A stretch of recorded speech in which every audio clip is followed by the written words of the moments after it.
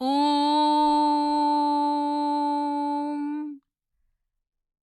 नासदासीन्नो सदासीत् तदानीं नासीद्रजो नो व्योमा परो यता किमावरीवः कुहकस्य शर्मन्न अम्बः किमासीद गहनं गभीरम् न मृत्युरमृतं तर्हि न रात्रिया अह्न आसीत् प्रकेतः आनीदवात गुस्वधया तदेकम् तस्माद्धान्यन् परः किञ्चनास तम आसीत तमसा गूढमग्रे प्रकेतं सल्लिलगुं सर्वमाइदम्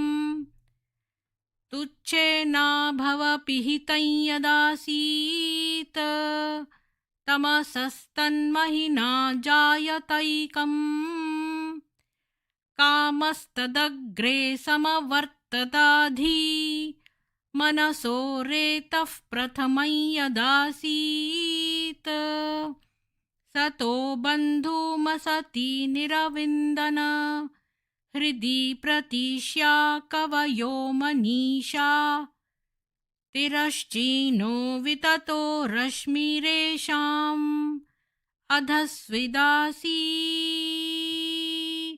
दुपरी त्विदासीत् रेतोधा आसन् महिमान आसन् स्वद्या अवस्थात् प्रयतिः परस्तात् को अद्धा वेद क इह प्रवोचत कुत आजाता कुत इयं विसृष्टिः अर्वागदेवा अस्य विसर्जनाय अथा को वेद यत आबभूव इयं विसृष्टिर्यत आबभूव यदि वा दधे यदि वा न यो अस्याध्यक्षः परमे व्योमन् सो अंगवेद यदि वा न वेद। ओम शांति शांति शांति।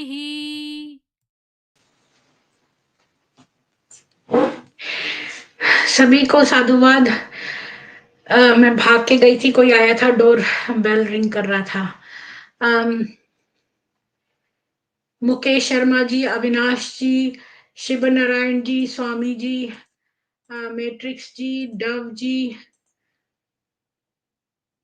गीता जी, गुड थॉट्स जी, अर्चना जी, एसके बारीक जी, आप सभी को बहुत बहुत साधुवाद। जय श्री राम, जय श्री ब्रह्मा।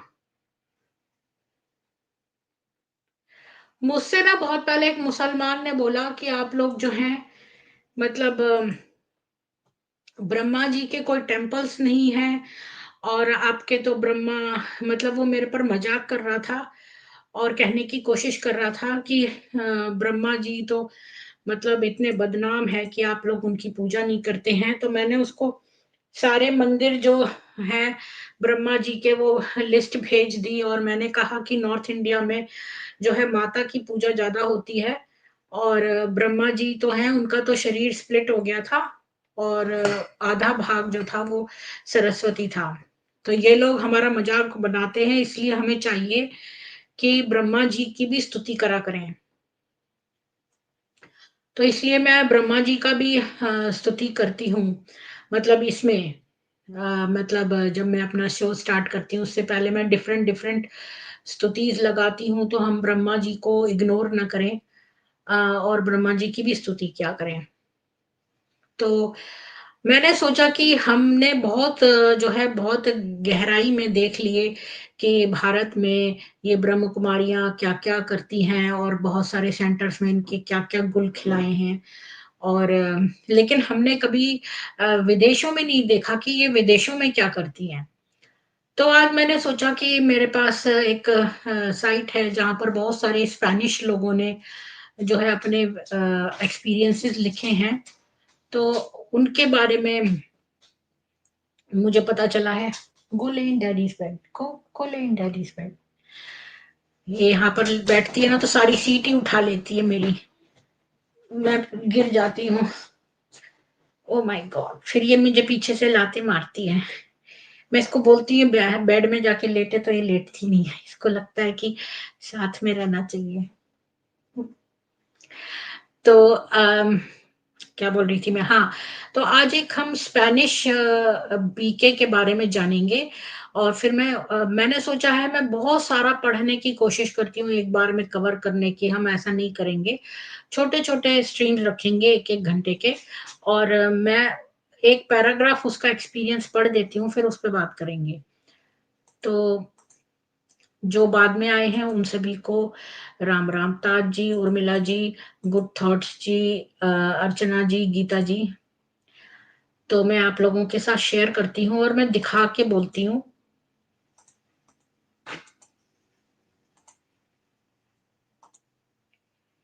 तो ये है मारिया का अनुभव।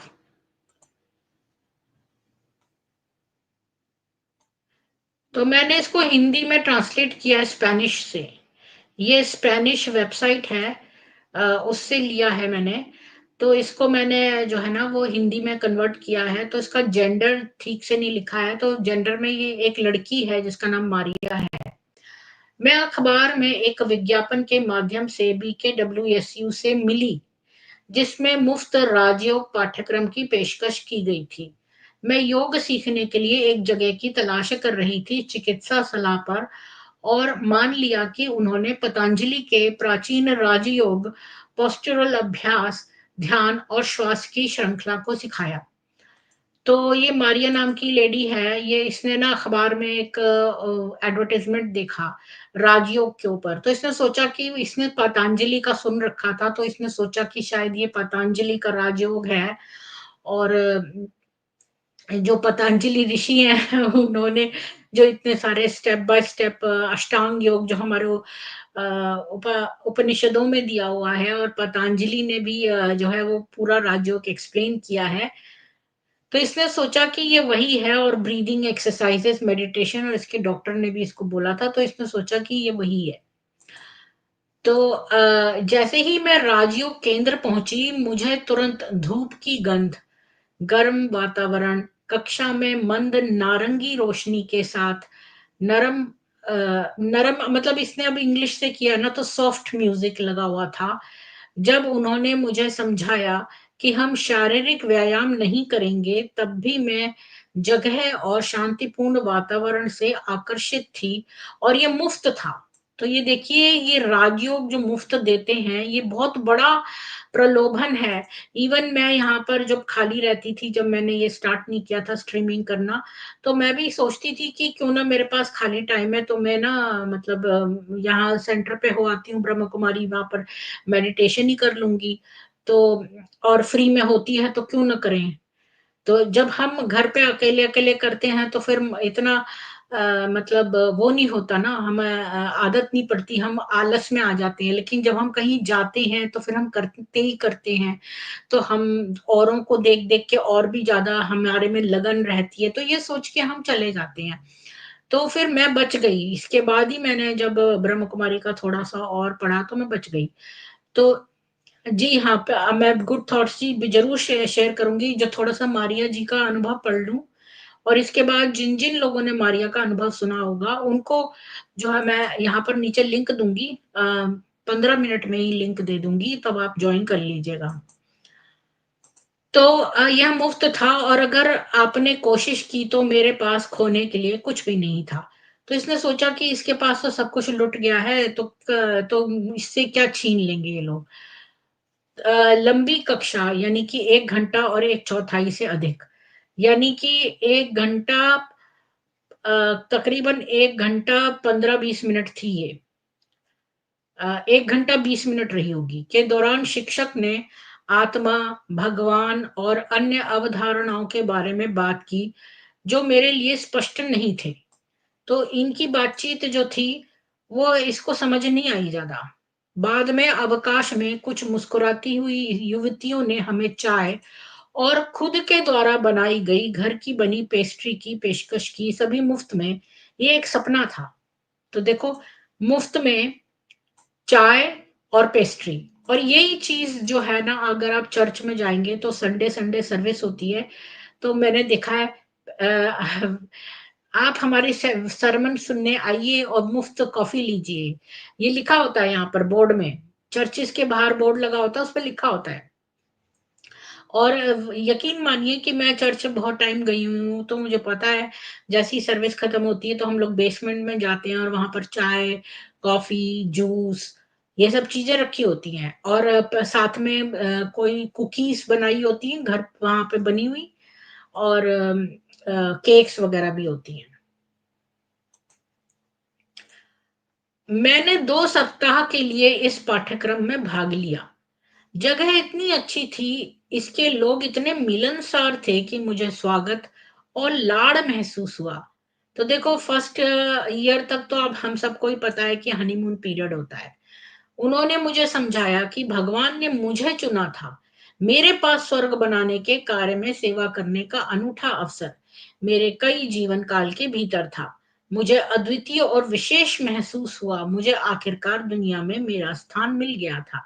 एक नया आध्यात्मिक परिवार और सच्चा परमेश्वर, मेरा पिता इतने लंबे समय से खो गया और अब मिल गया।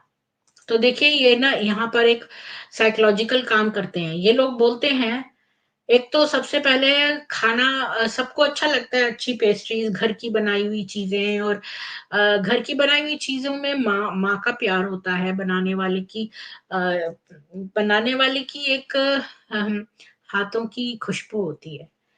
तो वो जो है ना, वो घर की बनी चीज़ों में ही आती है। माँ-बाप की बनाई हुई, और घर में कोई हमारे को लाड़ दिखाता है तो हमें कुकीज़ देता है, ये सब तो मतलब ये एक तरह का लाड़ है। यहाँ पर विदेश में इसको एक बहुत बड़ा लाड़ समझा जाता है। किसी के घर पे जाओ और वो आपको कुकीज़ और दूध दे, तो ये बहुत बड़ा लाड़ कर रहा है वो आपसे, क्योंकि वो घर की बनी कुकीज़ हैं। तो ये जो है ना, इनको ये सब तो करती हैं ये, और ये एक साइकोलॉजिकल गेम खेलती हैं कि बोलती हैं कि तुम वाकई में, अब हर कोई अपने बारे में अच्छा समझता है। देखो, अब हर किसी को देखो, अगर आप एस्ट्रोलॉजिकल वो देखो, तो मैंने देखा कि मेरे बारे में तो बड़ा अच्छा दिया है कि भाई स्कॉर्पियोस तो ऐसे होते हैं, स्कॉर्पियोस तो ऐसे होते हैं। तो मैंने सोचा, वाह, मैं तो बड़ी ऐसी हूँ। तो मैंने एक दिन देखा कि मैं अपने हस्बैंड का पढ़ूं, तो मैंने देखा उसका भी बड़ा अच्छा है। तो मैंने सोचा कि अच्छा, ये भी अच्छा है, मैं भी अच्छी हूँ। तो मैंने सोचा कि चलो आज मैं आपको एस्ट्रोलॉजी का बता रही हूँ। तो मैंने सोचा कि मैं मतलब एक्वेरियस देखती हूँ, पाइसेस देखती हूँ, कोई और जो बिल्कुल मैच नहीं करते साइंस, उनका देखती हूँ, उन सब में अच्छा लिखा हुआ था। मुझे यकीन नहीं आया। आप अखबार उठा के देखो, कौन से साइन को इन्होंने बुरा बताया है? कुछ नहीं, हर एक की चापलूसी की हुई है। मैंने देखा कि ये तो सभी को कुछ ना कुछ अच्छा ही बोलते हैं। तो अगर मान लो कोई मेरे उसमें लिख रहा है कि आपको कोई तंग कर रहा है, कोई दुश्मन तंग कर रहा है, तो वो भी तो आखिर किसी साइन का होगा ना। मैंने ऐसे सोच के देखा, जैसे ये टैरो वाले बोलते हैं कि भाई टैरो कार्ड रीडर हो गया, एस्ट्रोलॉजी हो गया। मैं जनरल बता रही हूँ एक बात, कि मतलब जैसे हम बोले कि तुम्हारा शत्रु जो है तुम्हारे खिलाफ षड्यंत्र रच रहा है, तुम्हें कुछ ना कुछ तुम्हारे खिलाफ करने की कोशिश कर रहा है, ये कर रहा है, वो कर रहा है। तो अब मैंने सोचा, वो शत्रु भी तो किसी सनसाइन का होगा ना।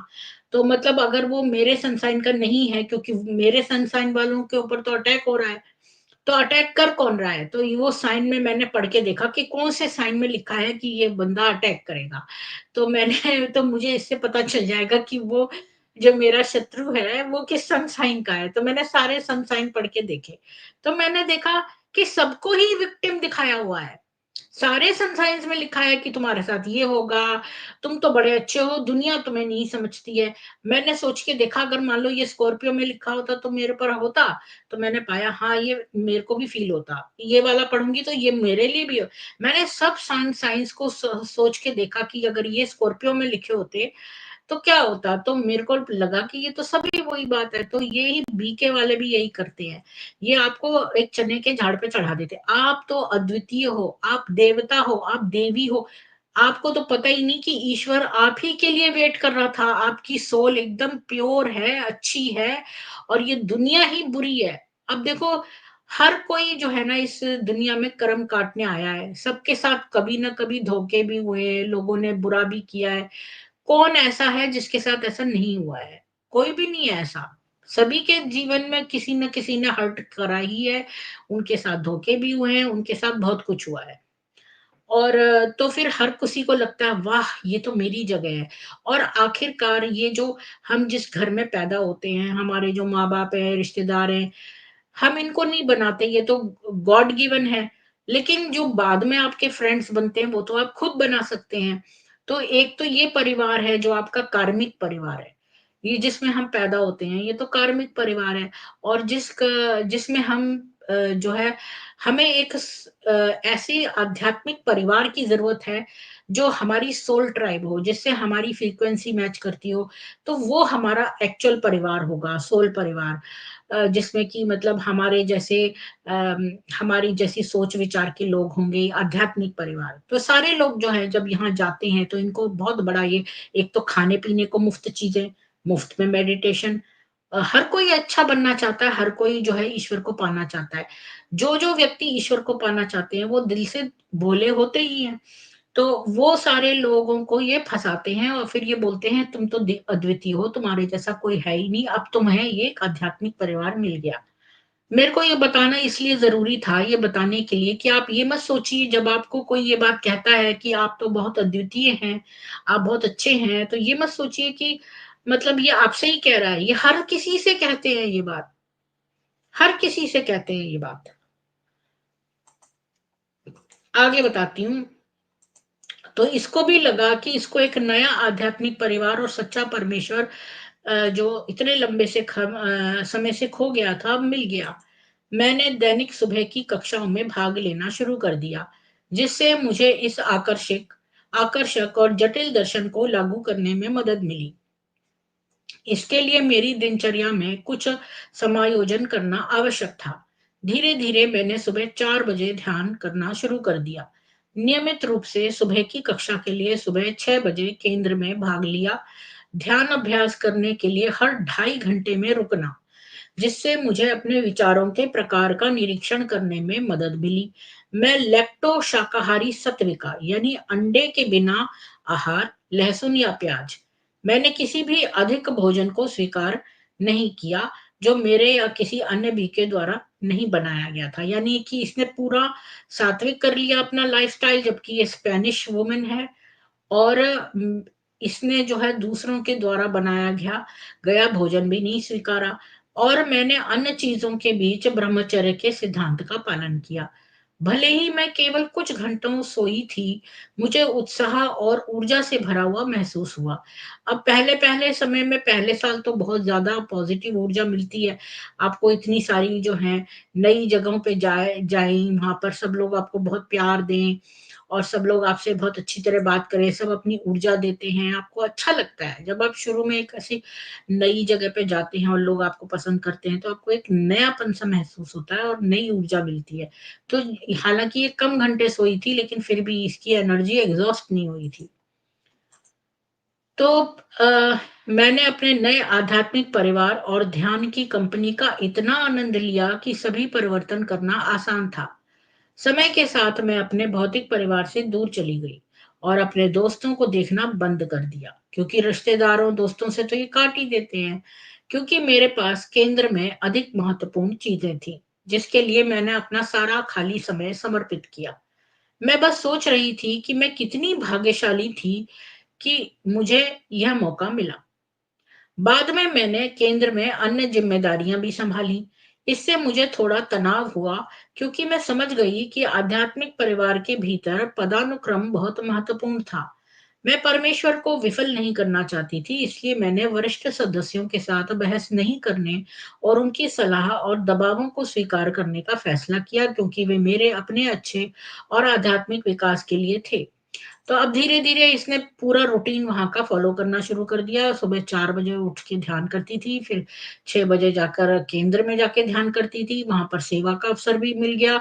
लेकिन इसने ये देखा कि चूँकि ये स्पेनिश थी, लेकिन अंदर की जो दीदियाँ-दादियाँ जो इंडियन थीं, वो इससे हायर अप थीं। मतलब ये इसको आगे नहीं मतलब स्टेटस में आगे नहीं, ऊपर नहीं कर रहे थे।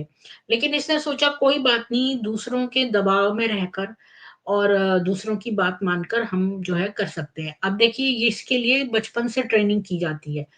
ये जो है ना स्लेव ट्रेनिंग, ये तो मुसलमानों में तो बचपन से ही लड़कियों को दी जाती है। अब ये हिंदू लड़कियाँ भी दब जाती हैं, विदेशी लड़कियाँ इतनी आसानी से दबती नहीं हैं। तो इसके लिए एक बड़ी बात थी स्पेनिश वुमेन के लिए कि मतलब ये दूसरों का दबाव में सहन करे और दूसरों की दादियों के मतलब उनकी बातें माने और वो सब करे। क्योंकि इसने सोचा कि वो इसके अच्छे के लिए ही सोच रही हैं। मुझे पुराने प्रोफ़ेसरों के लिए सम्मान और विचार था और इससे मुझे उनकी सलाह का पालन करने में बहुत मदद मिली। मैं परमेश्वर के लिए एक साधन बनना चाहती थी कि वह मुझे अपने कार्य के लिए उपयोग करे। मैं उसकी सलाह के बिना अपने समय, ऊर्जा या धन का उपयोग नहीं करूँगी। इसके तुरंत बाद मेरा काम और रुचियाँ साधारण और महत्वहीन लगने लगी। मैंने अपना सारा समय दुनिया को फिरदौस में बदलने के काम में लगाना चाहती थी। कई बार मैं माँग की दिनचर्या के कारण थकी हुई महसूस करती थी, लेकिन मेरी प्रतिबद्धता अधिक थी। मैं परमेश्वर और मेरे आध्यात्मिक परिवार को विफल नहीं करना चाहती थी। मतलब इससे पहले भी ये बड़ी डेडिकेटेड थी और एजुकेशन लाइन में थी और इसको पुराने प्रोफ़ेसर्स के लिए भी बड़ा सम्मान था।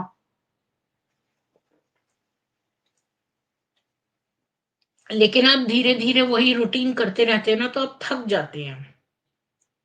शुरू में तो आप में ऊर्जा होती है कि आप कर ले जाते हैं, लेकिन बाद में जो है ना, इसको थकावट सी होने लगी थी। लेकिन फिर भी ये जो है कंटिन्यूड रहती थी क्योंकि ये परमेश्वर के लिए एक टूल बनना चाहती थी। मैं ये नहीं बता सकती कि समूह मुझे हेर-फेर कर रहा था। मतलब कि ये पूरा ग्रुप जो है इसके साथ कोई चालबाज़ी कर रहा था, ये नहीं कह सकती थी कि आध्यात्मिक ज्ञान की नई भाषा सीखने के साथ उन्होंने मेरे विचारों को सिद्धांत के साथ बदल दिया। नहीं, मैं ये नोटिस कर सकती थी कि यद्यपि पाठ्यक्रम को मुफ्त के रूप में प्रचारित किया गया था, पहली बात जो उन्होंने कक्षा में समझाई थी, वह यह थी कि सभी गतिविधियाँ हालाँकि वे स्वतंत्र थीं, अर्थात शुल्क आधारित नहीं, खर्चों का भुगतान करने के लिए एक स्वैच्छिक योगदान स्वीकार किया गया था। मुझे याद है कि उन्होंने स्पष्ट किया था कि अगर हम वहाँ किताबें खरीदते हैं, तो हम योगदान नहीं दे रहे हैं क्योंकि सभी साहित्य लागत मूल्य पर लगभग थे। धीरे-धीरे मेरे मूल्य प्रणाली बदल गई, इतनी धीरे-धीरे कि मैं इसे महसूस नहीं कर सकी। मैं समझ नहीं पा रही थी कि अब पहले जैसी नहीं रही। मतलब कि हालाँकि वहाँ पर सब कुछ फ्री में था, ये कह रही है कि वहाँ जो किताबें बेचते थे, तो ये कहते थे कि भई ये किताबें तो हम नो प्रॉफिट नो लॉस पे बेच रहे हैं, हमारे इसमें तो बहुत जो है लागत नहीं है और तो ये वहीं से ही चीज़ें खरीदने लग गई। क्योंकि अब इसने धीरे-धीरे नोटिस नहीं किया पर इसके सोचने का पैटर्न चेंज हो गया था। अम, हर अवसर पर मुझे काम पर किसी से बात करनी पड़ती थी। मैं भगवान के बारे में, अपने आध्यात्मिक अनुभव के बारे में, अपने जीवन में महान परिवर्तनों के बारे में बात करती थी। मुझे परवाह नहीं थी कि मेरे साथ अलग तरह से व्यवहार किया गया था और बहुत बदला होने का आरोप लगाया गया था। मैं अभी सभी साधारण बातचीत से परहेज किया। मैं उस पर अपना समय और ऊर्जा बर्बाद नहीं करना चाहती थी। एकांत के हर पल में मैं दिन की कक्षा की समीक्षा करती थी या ध्यान करती थी और अपने नए आध्यात्मिक ज्ञान पर विचार करती थी। बाद में मुझे सुबह में अधिक थकान महसूस होने लगी। मुझे गंभीर सिर दर्द और थकावट के अन्य लक्षण थे। उन्होंने मुझे और अधिक ध्यान करने की सलाह दी कि शायद मेरे पास शायद कई बेकार विचार थे और इससे ऊर्जा की कमी पैदा हुई। यह भी अगर मैं बीमार हो गई तो मैं अन्य जन्मों में किए गए कई पापों के कर्म का भुगतान कर रही थी। यह एक बड़ी राहत थी क्योंकि यह मुझे शुद्ध कर रहा था। तो अब ये कह रही है कि इतना सारा अगर आप रोज-रोज वही स्केड्यूल रखेंगे, तो धीरे-धीरे ना आपको वो होने लगेगा, थकावट होने लगेगी। तो इसको ना बहुत थकावट होने लगती थी। तो इन्होंने इसको बोला कि तुम्हारे ना विचार ही गंदे से हैं, तो तुम्हारी ऊर्जा इसलिए कम हो रही है, तुम्हारे अपने गंदे विचार की वजह से। और जो तुम्हारे पर बीमारी वगैरह आ रही है, तो ये तुम्हारे पिछले पाप हैं, उनका तुम भुगतान कर रहे हो। तो अभी तुम शुद्ध हो रहे हो। ये बात तो मुझे पता है, क्योंकि लोग कहते हैं ना, जैसे हमारे पाप कर्म जो है ना, वो कर्म कट रहे हैं। मतलब कोई बीमारी आती है तो हम कहते हैं भाई कर्म कट रहे हैं, कर्म कट रहे हैं। तो अ, जब भी आध्यात्मिक परिवार के अन्य सदस्यों के साथ मेरा कोई टकराव होता था, तो मैं न्याय न करने और आगे बढ़ने की पूरी कोशिश करती थी। मुझे बताया गया था कि जीवन के दृश्य तय थे और ऐसा होने के लिए पूर्व निर्धारित थे, इसलिए मुझे चिंता नहीं करनी चाहिए। आध्यात्मिक परिवार के भीतर संघर्ष अशुद्ध व्यक्तित्व लक्षणों के कारण है, जो अभी भी संरक्षित हैं, इसलिए मुझे उन्हें खत्म करने के लिए और ध्यान करना पड़ेगा। यानी कि इसको बोला गया कि तुम्हारे सिर में अगर दर्द है और तुम्हें थकावट लग रही है, तो तुम और ध्यान करो, और ध्यान करो। मतलब बजाय कि तुम कम ध्यान करो कि भाई सिर में दर्द हो रहा, सिर को अब्यूज मत करो। इन्होंने उसको कहा कि तुम और ध्यान करो, और तुम्हारे अपने ही जो वो हैं, कुछ गंदे विचार हैं, जिस वजह से तुम्हारी ऊर्जा कम हो रही है। तो बिचारी को और ध्यान करने को बोला। जब मुझे प्राकृतिक आपदाओं और मृत्यु, पीड़ा और विनाश के दृश्यों के बारे में बुरे सपने आने लगे, तो मैं बहुत डर गई थी। लेकिन मुझे बताया गया कि यह सामान्य था, क्योंकि मेरी अपनी अशुद्धता मेरे सपनों में मौजूद थी। इसे खत्म करने के लिए मुझे और अधिक ध्यान करना पड़े। और लंबे समय तक मैंने ऐसा किया, एक उत्साह बनाए रखा, जो बाद में आशा में बदल गया। मैंने अपने आप को और अधिक रूपांतरित करने, बेहतर होने, अधिक सहिष्णु, अधिक शांतिपूर्ण होने की आशा करते हुए, मुझे निरंतर यह महसूस होता था कि मैंने जो कुछ भी किया है वह पर्याप्त नहीं था। लेकिन मुझे चलते रहना था, क्योंकि इस अशुद्ध दुनिया का विनाश निकट था और मैं पुरानी अशुद्ध दुनिया में वापस नहीं जा सकती थी। मैं अपने अगले जन्म में स्वर्ग का हिस्सा बनना चाहती थी। तो देखो, ये एक बहुत बड़ा पासा है जो जो है वो फेंकते हैं। मतलब पासा नहीं, मतलब क्या बोलते हैं उसे, गाजर या क्या, कैरेट जो है वो एक बहुत बड़ा ट्रैप है।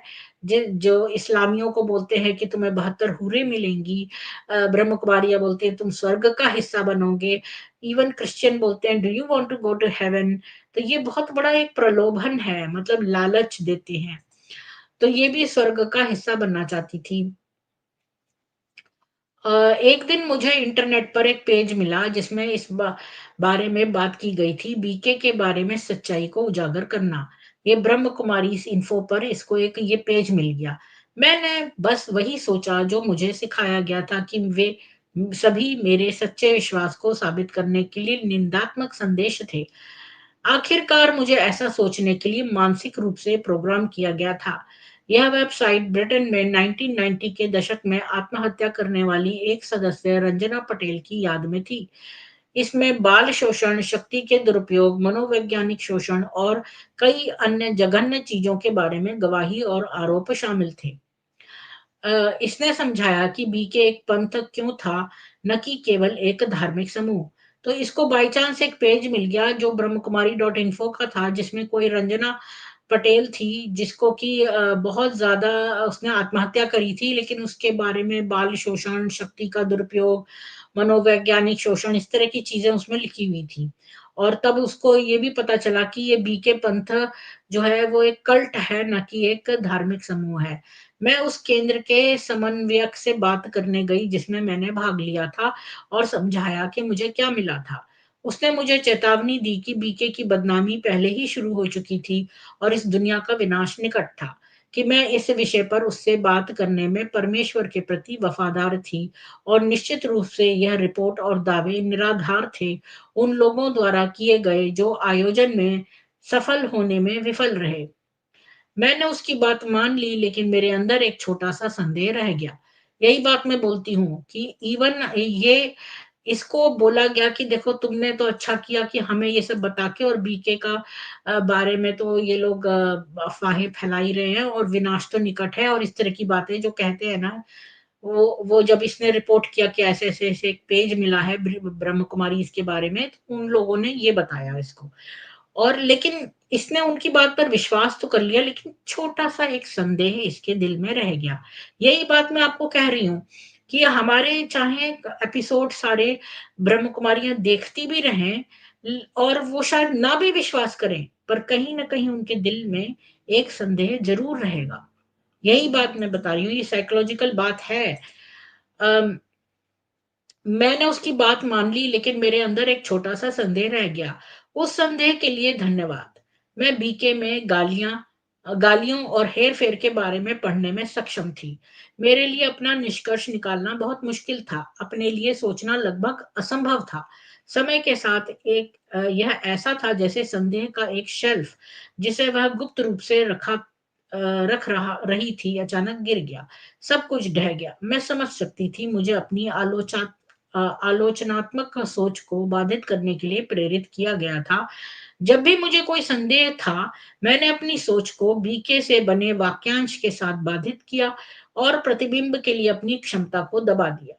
इस तरह के हेर-फेर और इतने सारे झूठों को अलग करने के में सक्षम नहीं होने के बिंदु पर, मैं समझ गई कि मैंने जो ध्यान किया वह आत्म-सम्मोहन की एक विधि थी। तो ये सेल्फ हिप्नोटाइजिंग की एक जो ये बिंदु पर आँख खोलकर कहते हैं ना कि आप उस पर ध्यान करो, ये सेल्फ हिप्नोटाइज़ की एक प्रोसीजर है। यानी कि अगर आपको अपने आप को ही हिप्नोटाइज़ करना हो, यानी कि कोई और आपको हिप्नोटाइज़ नहीं कर रहा। अगर आपको खुद ही अपने आप को हिप्नोटाइज़ करना है, तो आप खुले नेत्रों से एक बिंदु की तरफ देखते रहो। ये सेल्फ हिप्नोसिस है। जिसके साथ मैंने खुद को आश्वस्त किया कि बीके मेरे लिए सबसे अच्छी बात थी और संप्रदाय के बाहर की दुनिया नरक थी। मैं समझ गई कि कैसे वह सब आध्यात्मिक ज्ञान अगुवाओं के लिए विश्वास के माध्यम से हमें हेर-फेर करने का एक बहाना था। इस तरह उन्होंने पैसा, समय, संक्षेप में हमारे दिमाग को लिया, निंदनीय प्राणी बनकर सिद्धांत द्वारा गुलाम बनाकर। मुझे अभी भी नहीं पता कि मुझे बीके से दूर जाने की ताकत कहाँ से मिली, लेकिन मैं बस इतना कह सकती हूँ कि यह सबसे अच्छी बात थी जो मैं कर सकती थी। हालाँकि यह आसान नहीं था, ध्यान ने अनुक्रम छोड़ दिया, मुझे बहुत चिंता, बहुत चिड़चिड़ापन और थोड़ी सहनशीलता महसूस हुई। स्मृति की कमी, खाली होने की भावना जैसे कि एक नेबुला में खो गई, एकाग्रता की कमी को जोड़ा गया। सर्वनाश, प्राकृतिक आपदाओं, सामाजिक भय, असहायता की भावना और महान असुरक्षा के साथ लगातार बुरे सपने, यानी कि ये सब इसके साथ होते थे। इसको सर्वनाश और इन सब का डर आने लगा, इसको असहाय सा महसूस होने लगा, बहुत बुरे-बुरे सपने भी आने लगे। मैं अक्सर सोचती थी कि क्यों? इतना नुकसान करने के लिए आस्था का इस्तेमाल क्यों किया? मुझे इसका एहसास कैसे नहीं हुआ? मैंने अपने परिवार की बात क्यों नहीं सुनी? इतने नुकसान से कैसे उबरूँ? मैंने खुद को इस भारी विचार के साथ जीने के दुःस्वप्न से बचाने के लिए चुना कि यह पूरी दुनिया जल्द ही खत्म हो जाएगी। एक ऐसे कारण के लिए मुफ्त में काम करना, जो अब दुनिया को स्वर्ग में बदलने का प्रतिनिधित्व नहीं करता है। यह झूठ, धोखे, हेर-फेर और मनोवैज्ञानिक शोषण से संभव नहीं है। मेरा मानना है कि वसूली समाप्त नहीं होती है। यह पुनर्मिलन की एक निरंतर प्रक्रिया है कि मैं एक बार कौन थी या आज मैं किसका साथ चुनती हूँ। यह मेरी सबसे बड़ी इच्छा है कि ये शब्द कुछ काम के होंगे, ताकि वे आबादी को सचेत कर सकें कि वे जानते हैं कि ब्रह्म कुमारी एक संप्रदाय, एक सत्तावादी और खतरनाक अधिनायकवादी समूह है। मेरी तो ये है मेरी की पूरी आत्मकथा, और अब मैं एक लिंक दे देती हूँ, अगर आपको इसके बारे में बात करनी है तो आप लोग आ सकते हैं कि आप क्या समझते हैं मेरी के ये कहानी सुन के।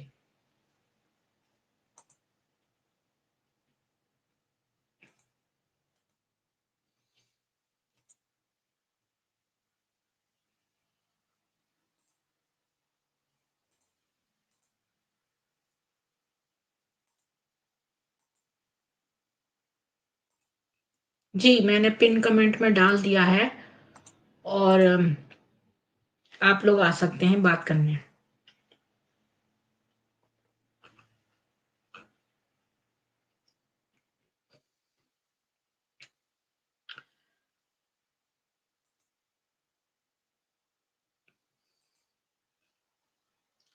यहाँ पर ना जो कोई गुड थॉट्स है वो मुझसे मांग रहे थे ना पहले कि भाई मैं लिंक भेजूं, तो मैंने लिंक दे दिया है, तो आप लोग आ सकते हैं। ऐसे तो इस साइट पर बहुत लोगों के हैं। अजय जी, आपका स्वागत है, बोलिए। दीदी राम राम।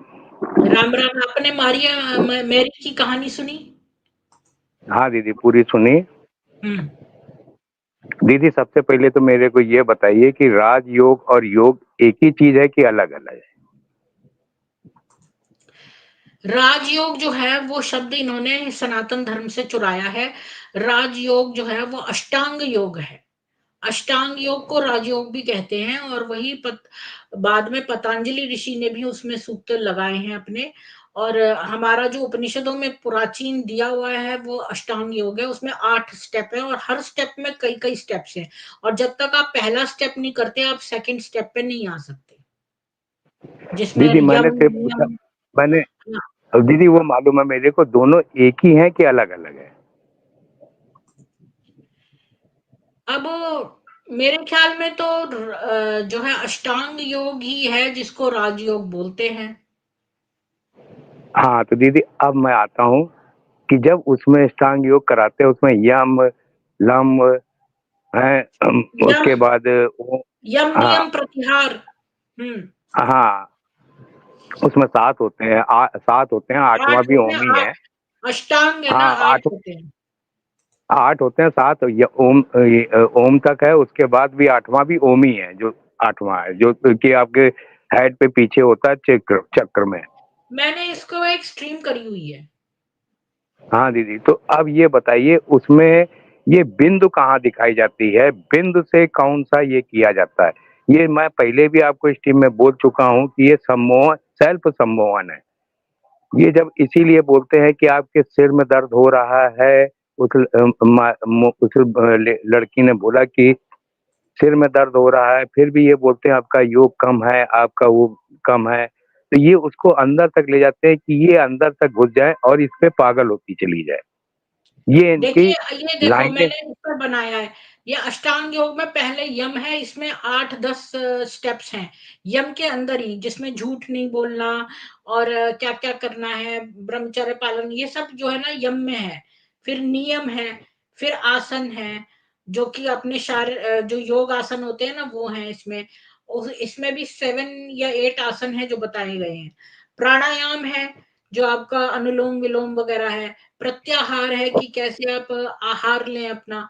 फिर धारणा है, फिर ध्यान है, 7वां ध्यान है, और 8वां समाधि है। तो ये 8 हैं। तो तो ये दीदी सारे। ये इसको नहीं हाँ, मानती, तो ये इनको ध्यान नहीं में। मानती है, जी।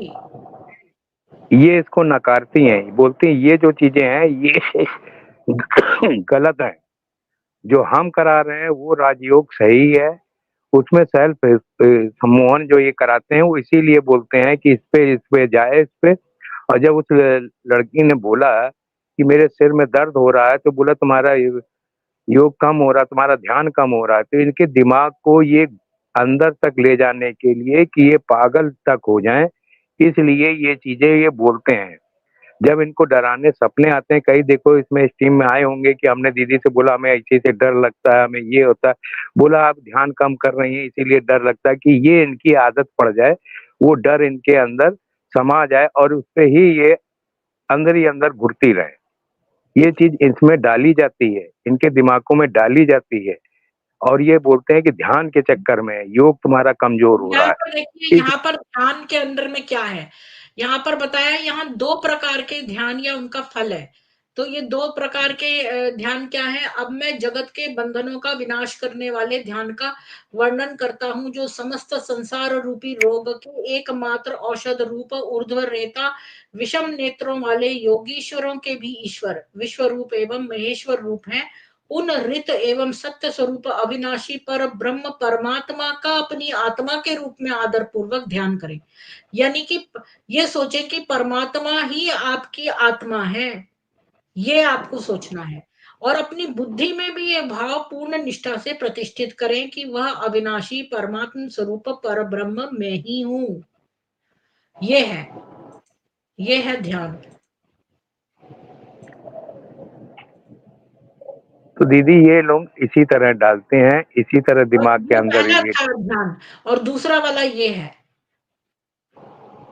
ध्यान का दूसरा भेद इस प्रकार है, जो सत्य स्वरूप सर्वेश्वर ज्ञानमय आनंद स्वरूप अनुपम अति निर्मल नित्य एवं आदि मध्य तथा अंत रहित है, स्थूल प्रपंच से वह सर्वथा परे है, आकाश से अलग, स्पर्श में आने वाली वायु से भी विलक्षण है, चक्षुओं से दृष्टिगोचर होने वाले अग्नि तत्व से भी हमेशा पृथक है, रस स्वरूप जल एवं गंध स्वरूप पृथ्वी से भी सर्वथा विलक्षण है, जिसकी स्वयं प्रत्यक्ष प्रमाणों के द्वारा जानकारी नहीं प्राप्त की जा सकती, जो अनुपम है, शरीर से अतीत है, ऐसे उस सत चित आनंदमय एवं अंतरहित पर ब्रह्म का अपनी आत्मा के रूप में चिंतन करें और बुद्धि के द्वारा निश्चित करें कि वह पर ब्रह्म परमात्मा मैं स्वयं ही हूँ। इस तरह से किया हुआ ध्यान मोक्ष प्रदान करने वाला होता है। तो ये ध्यान का करना है। यहाँ कहीं भी नहीं लिखा कि एक स्त्री और पुरुष की आंखों में देखना है। दीदी वही बोल रहा हूँ। और 8वां जो आपने बताया वो होता समाधि। उसके साथ भी कई साल लग जाते हैं। चलो मानते हैं ये 20 साल, 35 साल, 25 साल, 30 साल, इनमें आज तक किसी ने समाधि ली, किसी को वो ज्ञान प्राप्त हुआ। और जिसको बोलते हैं कि लेखराज ये को कि आपने बड़ी उसने अच्छी बात कही अजय जी। समाधि ली क्यों? तो क्या इनका दादा लेखराज ने समाधि ली? कुछ नहीं लिया, बल्कि वो तो मरते हाँ दीदी समय वही बीमार क्या। पड़ गया था। उसके लिए डॉक्टर बुलाया गया और उसको इंजेक्शन लगाया गया, और जब वो मर गया तो उसकी नासिका में रूई डाली। तो तो फिर और उसके वो बर्फ पर रखा गया उसकी बॉडी को, ताकि वो सड़े ना। दीदी जब कोई समाधि लेता है तो वो अपना पूरा टाइम, अपना सेकंड तक बता देता, मैं इतने घंटे माने 11:15 25 सेकंड पे मैं शरीर त्याग दूंगा। इनमें लेखराज ने दिया, जिसके 12 गुरु रखे थे, जिसमें 12 गुरु आज तक हिस्ट्री में आज ने सुना आपने क्या बोलते हैं रामायण महाभारत में गणा किसी ने 12 गुरु रखे हैं ज्ञान के लिए। हम मान सकते हैं कि शिक्षा का ज्ञान अलग, क्षत्रिय का ज्ञान अलग, सारी विद्याओं का अलग अलग ज्ञान होता है। तो इसने कौन से ज्ञान के 12 गुरु रखे हैं। और गुरु दक्षिणा भी लोग मांगते हैं, जब गुरु बनाते हैं जी, तो गुरु वैसे दक्षिणा अजय भी दी जी, जाती मंजीत जी का कहना ये है कि जो इनके गुरु है ना, उनकी नकल करके जो है इन्होंने अपने गुरु रखे हैं इस तरह। है। तो ये हाँ, तो वही उसी तरह इनके भक्त हैं दीदी। और सबसे बड़ा इनको फायदा मिल रहा है कि ये किताबें अपनी बहुत अच्छी निकालते हैं, लेकिन उसको पढ़ते नहीं, उसका ज्ञान देते नहीं है। इनका देखना चोरी पकड़ना, इनकी किताबें आप पढ़ो, उसमें ये अच्छी चीजें लिखेंगे, लेकिन बोलेंगे ये सब बेकार है। आप यहाँ के ज्ञान से मतलब रखिए, जो हम आपको सिखा रहे हैं, जो बाबा मुरली में सिखा रहे हैं। अब देखो बाबा शब्द बोल रहे हैं, अब ये लेखराज को बाबा बोल रहा है कि शिव बाबा को भेज रहा है। आप अधिकतर देखिए इनकी इनकी यूट्यूब में सुनिएगा, बाबा ही बोलते हैं। लेकिन जब कोई आदमी या कोई लेडीज आ जाती है तब ये शिव बाबा लगाते हैं, तब लगाते हैं, नहीं तो ये बाबा ही बोलते हैं। इनका निशाना 2 तीरें होती हैं हमेशा। ये 2 मंजिलों पे ही युक्ति युक्ति चल रहे हैं। अब उस अच्छा, मैं लेडीज एक ने बात देखो। कहूँ अजय जी, जब मैंने इसका ये मारिया का सुना, तो मुझे मेरे को ना अपना याद आ गया। जब मैं बहुत पहले टोरंटो में थी ना, तो मेरे को मेरे पास मेरी जॉब चली गई थी, तो मैंने सोचा क्या करूँ अब, सारा दिन कैसे बिताऊं। तो मैंने ना निशा जी आपका स्वागत है। तो मैंने ना कई घंटे मेडिटेशन शुरू कर दिया, 6-6 7-7 घंटे करने लगी, और मेरे को अजीब सा हो गया। तो क्या हुआ ना, मेरे को व्हाइट व्हाइट एक गोला सा चलता था, मेरे इसके आंखों के बीच में एक व्हाइट व्हाइट गोला चलता था, और मुझे बड़े भयानक भयानक सपने आने लगे। तो मैं डर गई, तो मैं अपने घर पे फोन करा और मैंने बताया, तो मेरी माँ ने बोला कि हनुमान चालीसा का पाठ करो, और मेरी माँ ने कहा मेडिटेशन बंद कर दो। तो मेरे भी सिर में दर्द होने लगा था, और मेरे को गोल गोल पंखा जैसा चलता था मेरी आंखों के बीच में। तो मेरी माँ ने बोला तुरंत बंद कर दो मेडिटेशन, और हनुमान चालीसा का पाठ पढ़ो, और क्या बोलते हैं, इसके बुरे सपने नहीं आएंगे। मुझे इतने गंदे गंदे सपने आने लगे थे, और सिर में दर्द भी होने लगा था। तो मेरी माँ ने तो मेरे को डिस्करेज किया कि तुम मत करो मेडिटेशन, तो मैंने नहीं किया, तो मेरे ठीक रहा। यानी कि ये ब्रेन जो है ना, वो शोषित होता है तभी तो दर्द होगा ब्रेन में। सतीश जी आपका स्वागत है, बोलिए सतीश जी। दीदी मैं इसीलिए बोलना चाहता हूँ कि जिससे भी राजयोग या योग कराता है तो वो बोलते हैं आधे घंटे योग करो, ये हम 5 मिनट और वो सब 5 मिनट, ये 5 मिनट करके। हाँ ये हाँ डेली दीदी, तो डेली उसके करने बाद से ना तो इसको होने लगा। अच्छा, ये सतीश जी की बात सुन लेते हैं क्योंकि बीच में अपनी क्लास छोड़ के आते हैं ना, तो इनसे पहले बात कर लेते हैं। बोलिए सतीश जी।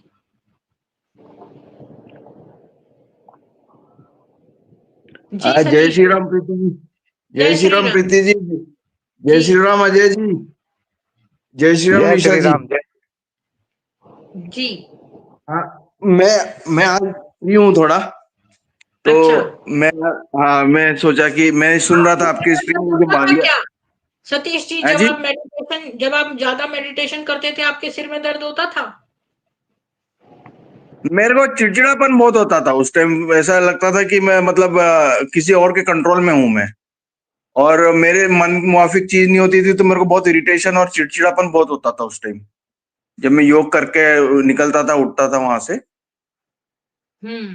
तो एक तरीके से इरिटेशन का भाव बहुत रहता था मेरे को, हर चीज मेरे को चिढ़ा देती थी, कोई भी चीज, मतलब कूल हाँ, कामनेस आने के बजाय। है कि इसको चिड़चिड़ापन हाँ हो रहा था। हाँ, कामनेस आने के बजाय मैं और ज्यादा फ्रस्ट्रेटेड फील करता था उस टाइम।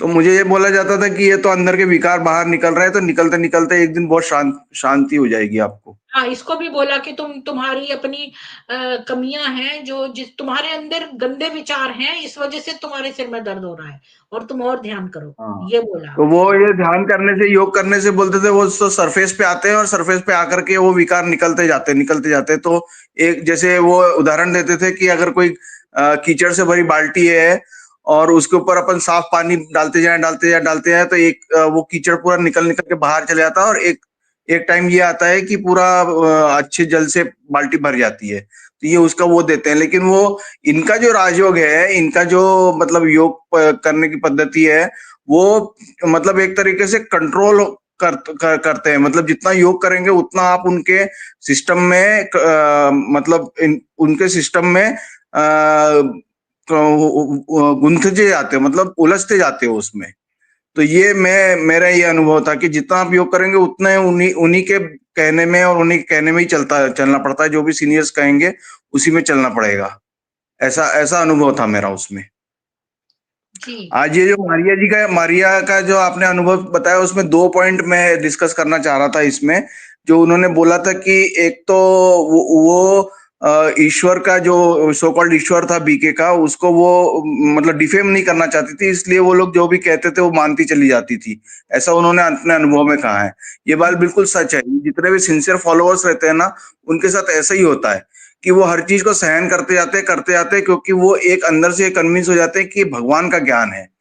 जब ये भगवान का ज्ञान वो लोग मान लेते हैं, तो उनमें कितनी भी मतलब एक उनको कुछ भी बताया जाएगा तो वो लोग उसको हाँ जी करते हैं। इनका एक बोलते हैं कि आपको हाजी का पार्ट पक्का करना है, चाहे आपके जो सीनियर्स हैं वो गलत भी बोलेंगे तो भी बाबा उसको ठीक कर देगा।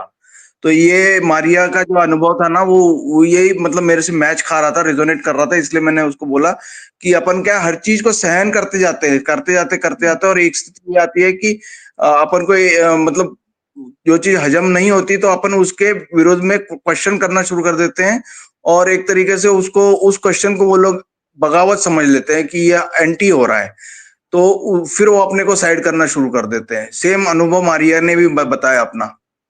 हम्म।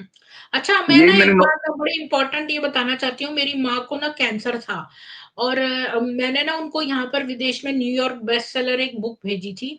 तो उसमें एक जो लेखिका थी, वो उसने पूरा अपना वो बताया था। उसमें जो रिसर्च जो उसने करी है वो पूरी बताई थी। तो उसने ये कहा कि जो लोग बातों को दबाते जाते हैं, वो कैंसर उनको हो जाता है।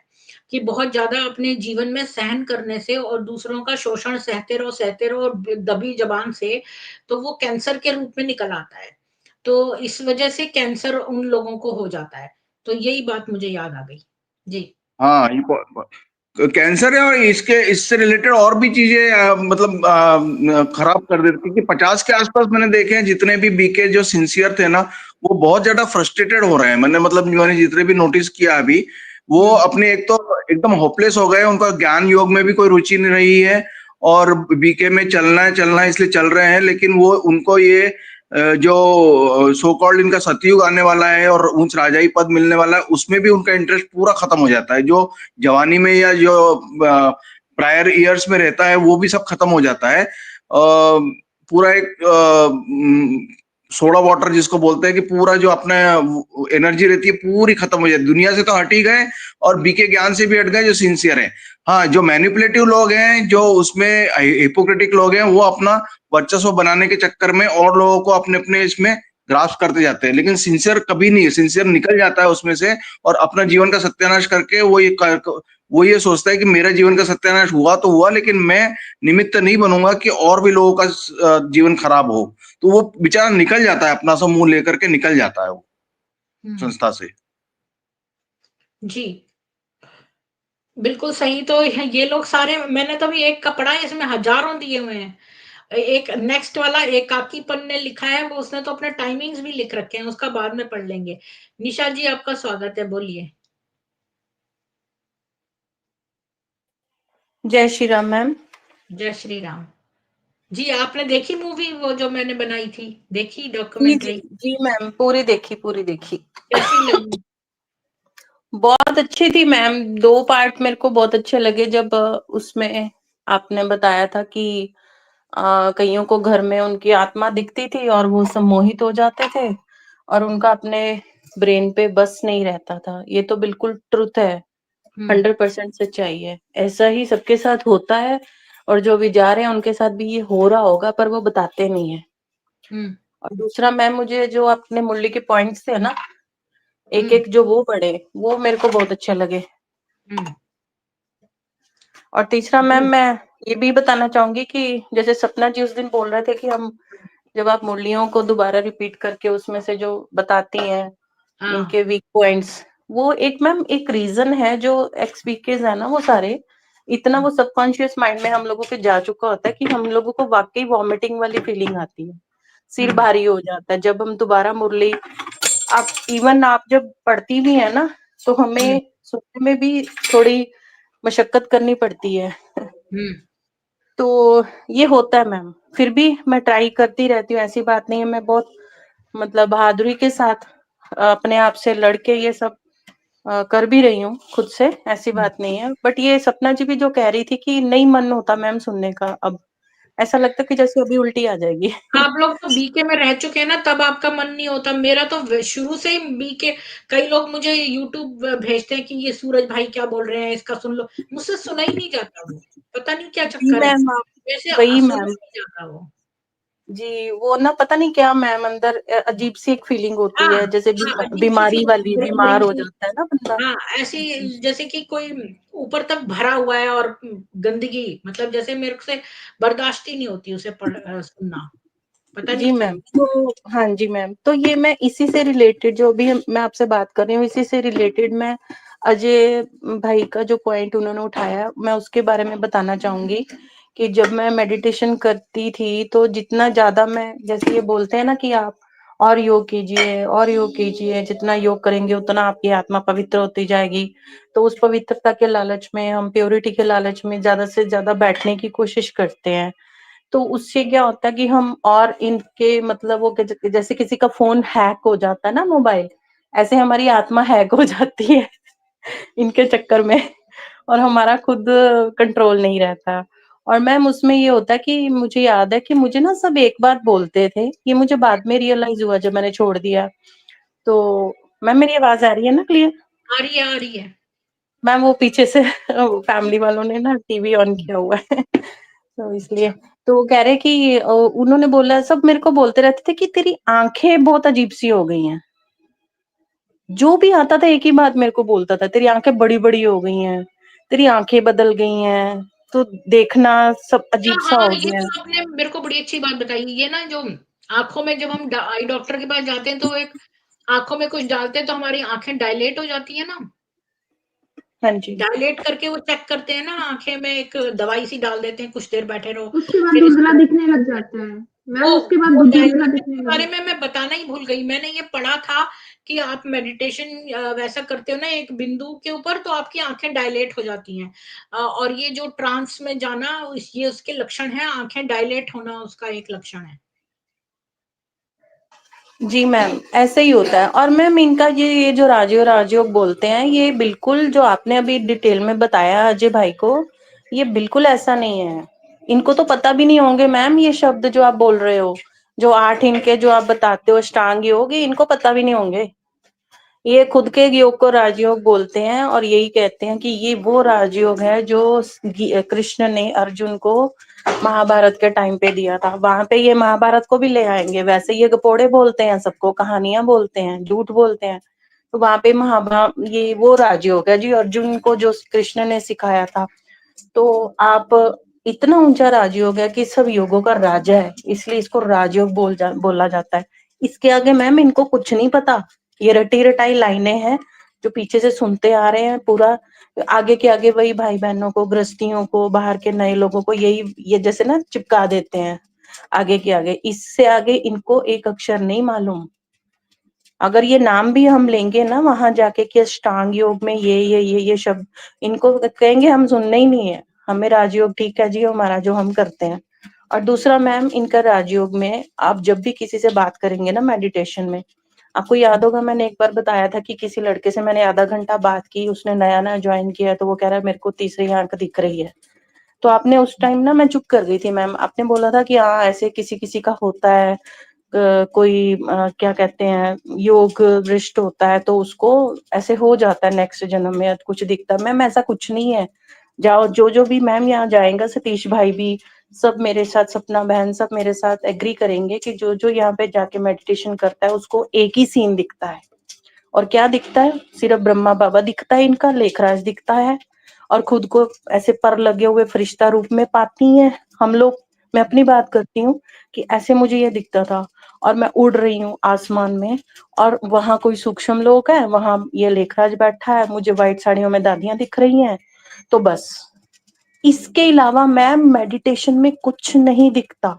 और एक बार ये इन्होंने, मैंने आपसे मैंने तो जिक्र किया था। मेडिटेशन भी नहीं किया। और निशा जी, जब ये मैं डॉक्यूमेंट्री बना रही थी, केवल 2 हफ्ते में मैंने ये दिन रात इतनी फोटोएं देखी इस सो कॉल्ड लेखराज की, तो मुझे लेखराज दिखने लगा हर जगह। जी जी, ऐसे ही होता है मैम, ऐसे ही होता है। और हम तो 24 घंटे इस चीज में रहते थे मैम, घर में भी बैठते थे, 2-2 टाइम क्लासेस करके वहां भी 2-2 घंटे बैठते थे। फिर ये भट्टियों में बुलाते हैं, भट्टियों में स्पेशल योग कराते हैं, वहां पे भी इसी चीज को आप इमेजिन करो मैम। इल्यूजन होता है ना, जो भ्रम होता है, भ्रम, ये भ्रमित करने वाला मेडिटेशन कराते हैं। भ्रम, एक नया भ्रम। आप पैदल चल रहे हो तो आपको ऐसा फील होगा कि आप ये बोलते हैं कि जब आप नॉर्मल वॉक भी कर रहे हो, घर में काम कर रहे हो, तो आप ये फील करके करो कि मैं तो बादलों पे चल रही हूँ। अरे तो जो बंदा ये इमेजिन करेगा मैं बादलों पे चल रही हूँ, तो मैं तो खाना भी बादलों में कैसे बनाऊंगी? मेरा तो मैम दूध उबर जाता था, रोटी जल जाती थी, मेरी इतनी बुरी हालत हो गई थी, पागलों जैसी हालत हो गई थी। और इतना नशा हो गया था ये भ्रम का कि मुझे ये वहां जाके सेल्फ अच्छा लगता एफर्मेशन था। है। ये जी। सेल्फ एफर्मेशन है, मतलब अगर आप जैसा सोचोगे, सेल्फ फुलफिलिंग प्रोफेसी, जैसे कि आप जैसा बोलते रहोगे, महसूस करोगे, वैसा होता रहेगा। तो ये तो आप मैम खुद आपका कार्य करना है। सेल्फ तभी होगा ना जो ये भरते हैं। हम्म। ये 24 घंटे एक ही चीज तो भरते रहते हैं, तभी तो हम उस चीज को बार बार सोचने पे मजबूर हो जाते हैं। और उसके लिए कंडीशन क्या रखी जाती है कि आप सतयुग में जाओगे, आपका ये लेखराज के साथ उसमें सतयुग में आओगे, आप श्री कृष्ण के साथ आओगे, आप स्पेशल आत्मा हो, आप पवित्र आत्मा हो, आप और प्योर बनो, और प्योर बनो, और योग करो, और योग करो। पागल हो जाते हैं मैम, ये पागल कर देते हैं। और मैंने एक बंदा ऐसा देखा था, वो नया नया गया, उसको पूछा कि आपका नाम क्या है, उसने अपना नाम बता दिया। तो उसको फटाक करके आगे से ये ब्रह्मा कुमारी बोलती है, ये तो आपके शरीर का नाम है, आपका नाम क्या है? मैम एक क्वेश्चन उस बंदे से पूछा, आज तक वो बंदा मेंटल हालत उसकी खराब है। अच्छा, वो इस ये जो क्वेश्चन में, बोलते हैं ना हम आत्मा है, ये भी गलत है। हम जीवात्मा है। आत्मा और जीवात्मा में फर्क है। आत्मा तो भूत होती है, मतलब जैसे कोई किसी आत्मा को मोक्ष नहीं मिला, इधर उधर भटक रही है, उसको आत्मा बोलेंगे। हम तो जीवात्मा है। अगर हम आत्मा होते तो हम खाना क्यों खा रहे हैं? वही तो मैम, आत्मा के सारे गुण जैसे आप पहले भी बताते हो शरीर में कैसे लग सकते हैं, ये थोपा हाँ, गया है, ये जीवात्मा है, आत्मा का ज्ञान जीवात्मा और शरीर पे आत्मा में थोप फ़र्क देते है। हैं। जी, अभी जीवात्मा और आपने बोला, आत्मा अभी आपने मैम जब डिटेल बता रहे थे, आप बोल रहे थे कि परमात्मा, ये स्वयं को बोलना पड़ता है कि मैं ही वो परमात्मा, वो ब्रह्म हूँ। यहाँ पे ये नहीं बोलने को बोला जाता है, यहाँ पे यही बोला जाता है कि भगवान और ब्रह्म कौन है, सिर्फ वो लेखराज, आप हाँ, नहीं हो।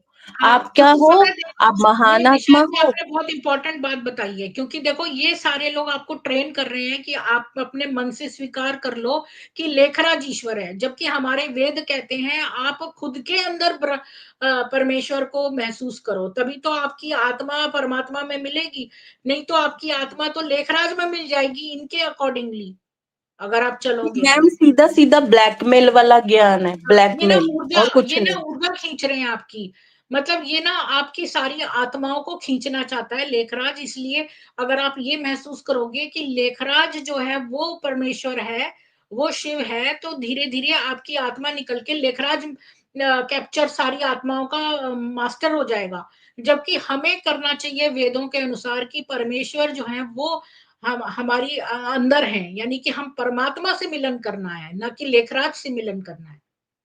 ये मैम मेडिटेशन पागल करने वाली मेडिटेशन करवाते हैं, जिससे बंदे का मानसिक संतुलन खराब होता है और वो इनके बस में हो जाता है, सम्मोहन में आ जाता है और कुछ नहीं। और उल्टा स्ट्रेस जो देते हैं, ये हर चीज को स्प्रेस करने के लिए बोलते हैं। तो जितना हम दबाते हैं, जिनको ये विकार बोलते हैं, दबाते जाओ, वो घुट घुट के इंसान एक दिन बीमार रहने लग जाता है, मेंटली हेल्थ भी खराब, फिजिकली भी खराब, इमोशनली भी खराब, फाइनेंशियली तो हो ही जाती है जब ये यहाँ जो जाते हैं। चिड़चिड़ेपन की बात बोली ना सतीश जी ने और आपने, और इसमें मारिया ने, इसका मैं आंसर बता सकती हूँ वेदों से।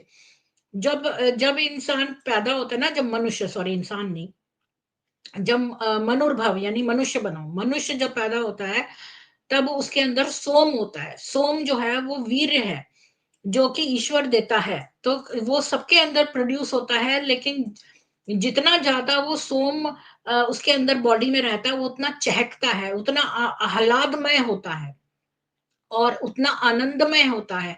जैसे बच्चों के अंदर बहुत सोम होता है तो वो उछलते हैं, कूदते हैं, चहकते हैं, वो बड़े खुश रहते हैं। तो धीरे धीरे जब आप सोम जो है वो अपने ही शरीर में पीने लगते हो, तो ब्रह्मचर्य पालन करने से सोम जो है ना वो हम अपने ही शरीर में पीने लगते हैं, तो हमारी बॉडी में वो ऊर्ध्व गति होकर हमारे मस्तिष्क में पहुंचकर वो ही बुद्धि बन जाता है। तो प्राणायाम से तो ऊर्ध्व गति ऊपर चलने लगता है और हमारे मस्तिष्क में पहुंचकर वो बन जाता है ज्ञान। तो अब क्या है कि जो लोग मास्टरबेट करते हैं या व्यभिचार करते हैं, उनका वीर्य लूज हो जाता है, तो वो चिड़चिड़ाने लगते हैं। तो अब जो आप कह रही हो कि मेडिटेशन के वक्त के बाद तो इंसान को और पीसफुल होना चाहिए, लेकिन अगर सतीश जी कह रहे हैं कि चिड़चिड़ापन आ रहा है, तो चिड़चिड़ापन सोम की कमी की वजह से आता है। तो जो सोम अगर आप ब्रह्मचारी भी हो और चिड़चिड़ा भी रहे हो, तो सोम गया कहाँ फिर? बॉडी का सोम किसी ने चुरा लिया है आपका, क्योंकि सोम ही तो आपको ऑपोजिट है चिड़चिड़ेपन का। तो वो जो आपके अंदर रिजर्व था सोम का, और ब्रह्मचर्य से तो और भी बड़ा रिजर्व होना चाहिए, वो तो आपके शरीर को खुद पीना चाहिए, जो कि आप आनंद में रहो। अब मेरे अंदर से खुशी रहती है, क्योंकि जो जो सोम है मेरी बॉडी का, वो मैं ही उसको धारण कर रही हूँ अपने बॉडी में, उसका पान कर रही हूँ, सोम पान कर रही हूँ। तो मैं चिड़चिड़ी नहीं हूँ बिल्कुल भी। लेकिन अगर कोई ब्रह्मचर्य रहते हुए भी चिड़चिड़ा रहा है, इसका मतलब उसका सोम कोई चुरा रहा है। मैम आप बिल्कुल सही कह रही हैं। जब नए नए हम लोग ज्वाइन करते हैं ना ये संस्था, तो उसमें क्या होता है कि पहले पहले हम बड़े खुश रहते हैं, पैम्पर्ड किए जाते हैं, बहुत मस्का लगाया जाता है, तो सब बड़े खुश रहते हैं। तो उस टाइम हम पावर भी फील करते हैं, हमें बड़ा पॉजिटिव भी फील होता है। धीरे धीरे मैम ये जो आप बात बता रही हैं ना, ये 2-3 साल के बाद ये थकावट, कमजोरी, मानसिक कमजोरी, ये सोम हर चुरा चीज रहे में हैं। हम वीक फील करते हैं मैम, थकावट हम्म, फील करते हैं। और वही काम जो हम उड़ उड़ के भाग भाग के करते हैं, चाहे वो अपने घर का हो, तो उसमें भी थकावट आने लग जाती है। और दूसरा, ये हर चीज को भोग लगाने के लिए 3 टाइम खाना बनाओ, 3 टाइम भोग लगाओ। अब जिसके फैमिली मेंबर्स नकारात्मा बोलते है ये। हैं, हम्म। जी जी, इस तो पर उसमें आएंगे। अगर जी हम्म। जी जी जी मैम, आप करिए बात सपना प्लीज, मैं सुन रही हूँ। सपना जी, आपका स्वागत है, बोलिए सपना जी। जी मैम, मैंने मारिया के आपका ऊपर ये आपको कुछ बोलना है? मैम मेरे को ये बोलना था कि जैसे योग की बात चल रही है, तो अगर मैं अपनी जर्नी देखूँ ब्रह्मा कुमारीज़ में, तो मुझे कुछ ख़ास योग से अनुभव तो नहीं हुआ। बल्कि जैसे जब हम कुमारी थे और सेंटर पे जाते थे, तो दीदियाँ कभी योग भट्टी रखते थे, लंबा-लंबा समय बिठाते थे, तो मुझे बड़ा बोरिंग लगता था। और है ना, उस समय इधर की बातें याद आ रही हैं, उधर की बातें याद आ रही हैं। मतलब कभी ऐसे ऐसे नहीं कि मेरे को जैसे लोग बताते हैं, हमें तो बड़े अच्छे अनुभव हुए, हमें तो ये हुआ, मुझे तो ऐसा कुछ हुआ नहीं। बल्कि ऐसा लगता था जैसे टाइम वेस्ट हो रहा है, अच्छा इतना ही बचा है। या भट्टियाँ होती थी लंबी-लंबी, क्योंकि दीदियाँ तो मुश्किल से आधा घंटा बैठती होंगी। आती थी आराम से रेस्ट-वेस्ट करके और फिर आधा पौना घंटा कम बैठ कर के चली जाती थी और हमें पूरे दिन बिठा कर के रखते थे। मतलब एक मैं उस समय बहुत छोटी एज में थी, 20s में थी, तो मतलब इतना लंबा समय और बैठना और और मैं ये दावे से कह सकती हूँ कि जो ब्रह्मा कुमारीज़ में चलते हैं, उसमें 98% लोगों को नहीं पता कि ये जो ब्रह्मा कुमारीज़ वाले योग कैसे करते हैं, या मतलब योग का कुछ भी नहीं पता। वो सिर्फ़ वहाँ जाके बैठ जाते हैं, सामने देखते रहते हैं, मन में ऐसे-वैसे विचार चलते रहते हैं इधर-उधर के, घर गृहस्थी के, और बस उठ कर के आ जाते हैं। किसी को कुछ ऐसे ख़ास अनुभव नहीं होते, जो ज़्यादा ही डीप में चले जाते हैं, उनको शायद होते हों कि या क्योंकि वो होता है ना मैम, जैसा हम सोचते हैं वैसा हमें दिखने लग जाता है। बाकी मुझे ऐसा नहीं लगता कि 98% लोगों को कुछ भी अनुभव होता होगा। बाकी मेरा ये एक्सपीरियंस ज़रूर रहा है कि मुझे ऐसे होता था, चाहे मैं योग कई बार स्टेज पे हमें बिठाते थे, जैसे सेंटर पे भी मैंने मुरली क्लास सुनाई है या योग करवाया है। तो बहुत बार ऐसा होता था, मैं मुरली सुनाती थी और मुझे ऐसा लगता था जैसे मैं मुरली के बीच में चिल्ला पड़ूँगी। जैसे अंदर कुछ बहुत कुछ दबा हुआ है और मैं चिल्लाने लग जाऊँगी। तो मैं बहुत बार मैम 2-3 बार ऐसा हुआ है कि मैं मुरली मैंने बीच में छोड़ी और किसी और को बुलाया कि आप मुरली कंप्लीट सुनाओ। अच्छा, तो एक ऐसा बात मेरे मेरे को साथ आप हुआ है। लोगों से पूछनी है कि ये जो नेक्स्ट वाले का अनुभव है, इसमें उसने अपना पूरा दिनचर्या लिखा है, सोलेदात का अनुभव, और इसने राजयोग में कितने बजे क्या इसको थकान होती थी, ये इतने बजे क्या होता था। तो ये हम आज करें या कल पढ़ें, ये यहाँ तक है पूरा, इतना है। इसको हम आज करें या कल करें, जैसा आप लोग बोले।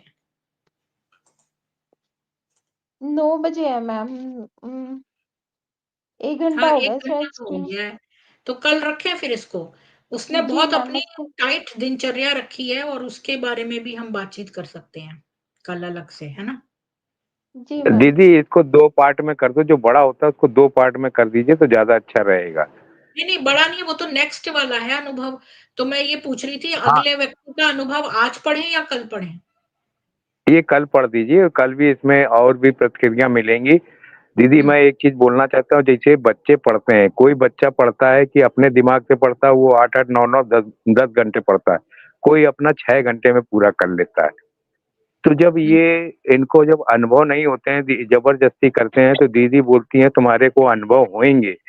जैसे कि हुँ, अभी सपना बहन ने भी बोला कि वहाँ पे लोग बैठ के चले आते हैं, तो आधे लोग उसके जो ग्रुप बन जाते हैं, इनके क्या सबसे पहले बोलते हैं कि आप व्हाट्सएप में जुड़ जाइए और आप अपने आपस में बात करिए, अपने अनुभव शेयर करिए और फिर उसी तरह से अनुभव शेयर करिए तो और इसके ज़्यादा डीपली चले जाते हैं। तो ये लोग और डीपली चले जाते हैं ऐसे चीज़ बैठ के, और जो दीदियों से बात करते हैं बोले आपको ये दिख रहे हैं, आपको दिखने लगेंगे, आप अपने दिमाग का लगाइए। जब 24 घंटे में सिर्फ आप 4 घंटे या 3 घंटे सोएँगे और आप सिर्फ 20 घंटे या 21 घंटे इसी में घुसे रहेंगे, तो आपको दिमाग में वही चीज़ें पैदा होंगी, वही चीज़ें रात में दिखेंगी, जो आप सोच रहे थे।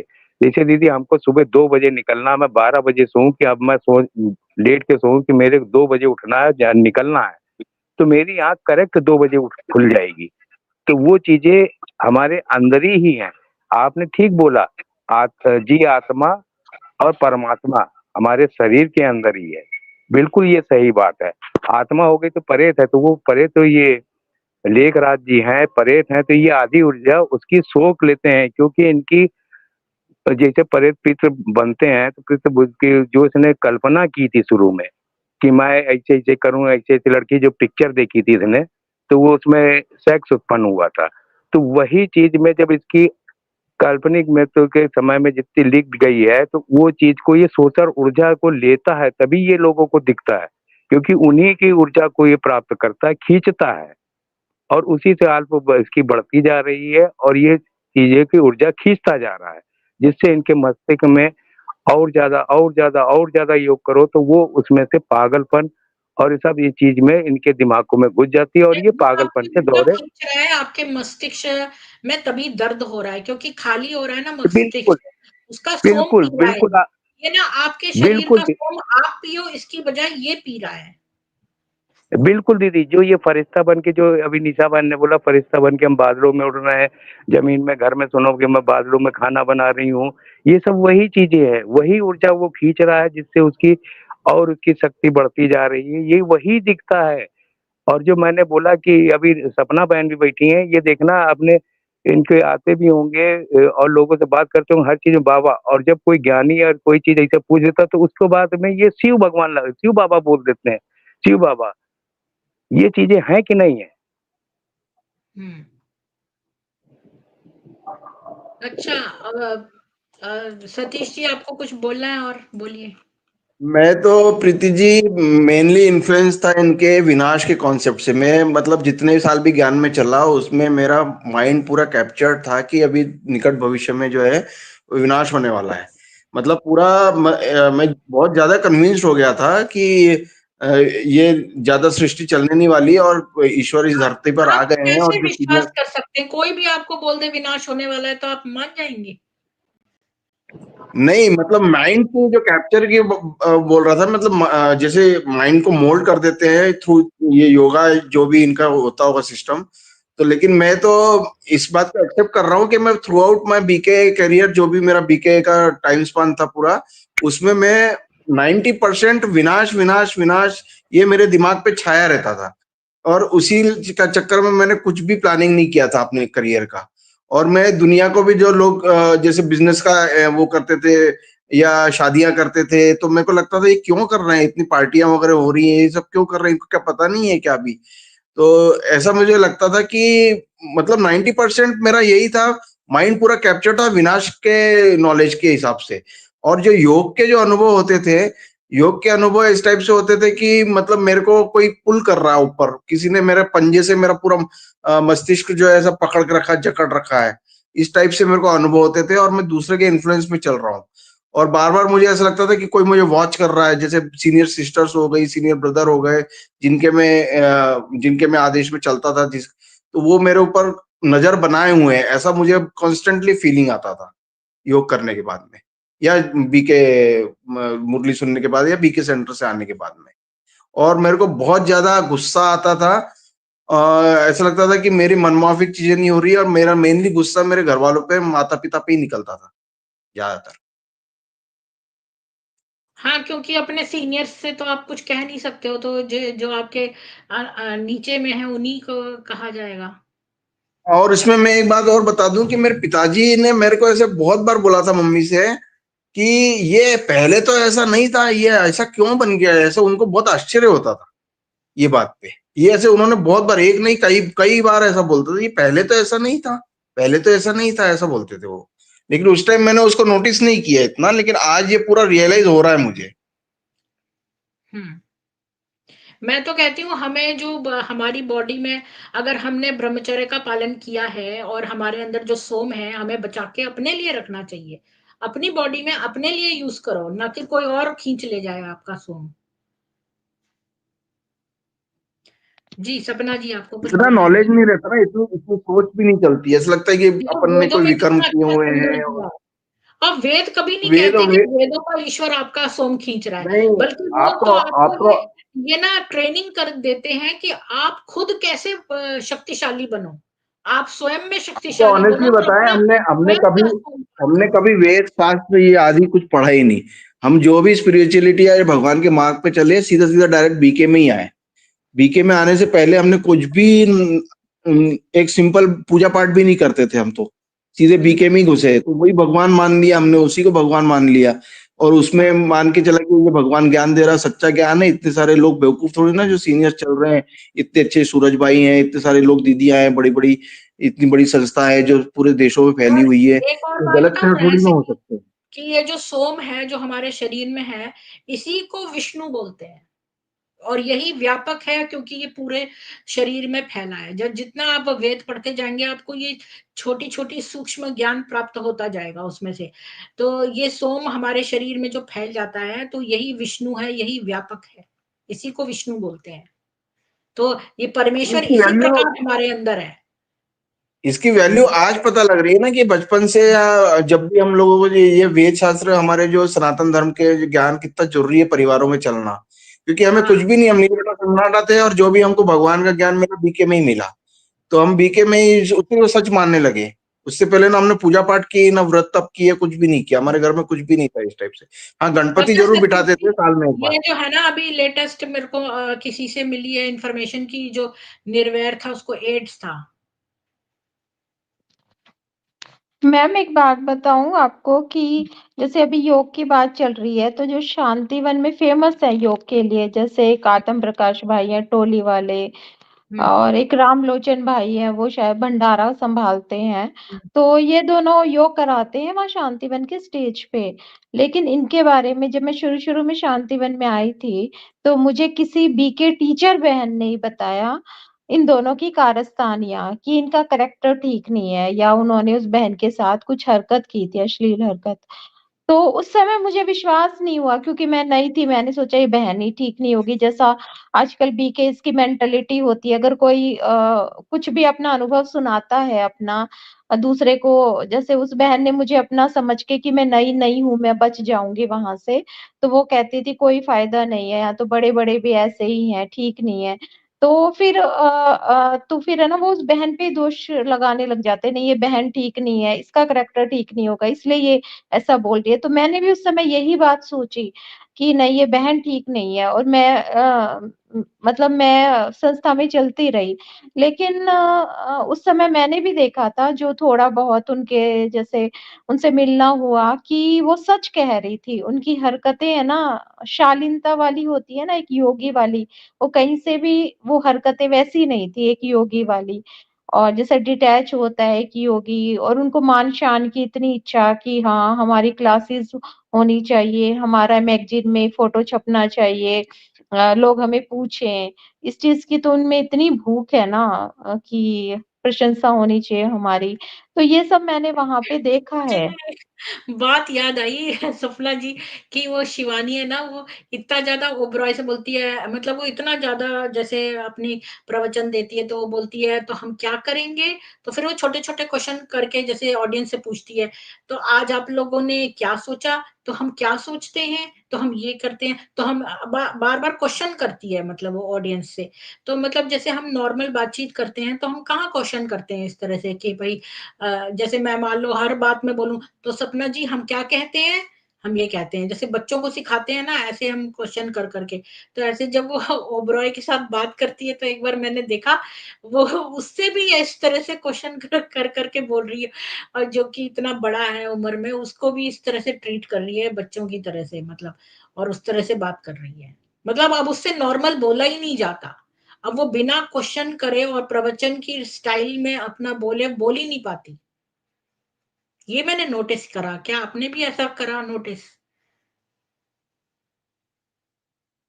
अ, हाँ मैम, ये तो वैसे उनके लेक्चर्स में होता ही है कि वो जो सुनने वाले ऑडियंस है उनसे कनेक्ट करना, उनसे क्वेश्चंस पूछना, ये तो रहता ही है। क्योंकि जो पहले जैसे दादियां हैं वो उनके बात लेक्चर सही है, सीधे जब आप सफर। मतलब प्रवचन दे रहे हो तब आप उस तरह का स्टाइल अपना सकते हो, पर जब आप हाँ किसी से वन टू वन बात कर रहे हो तो फिर आप इस तरह बार बार करो तो अजीब सा नहीं लगता?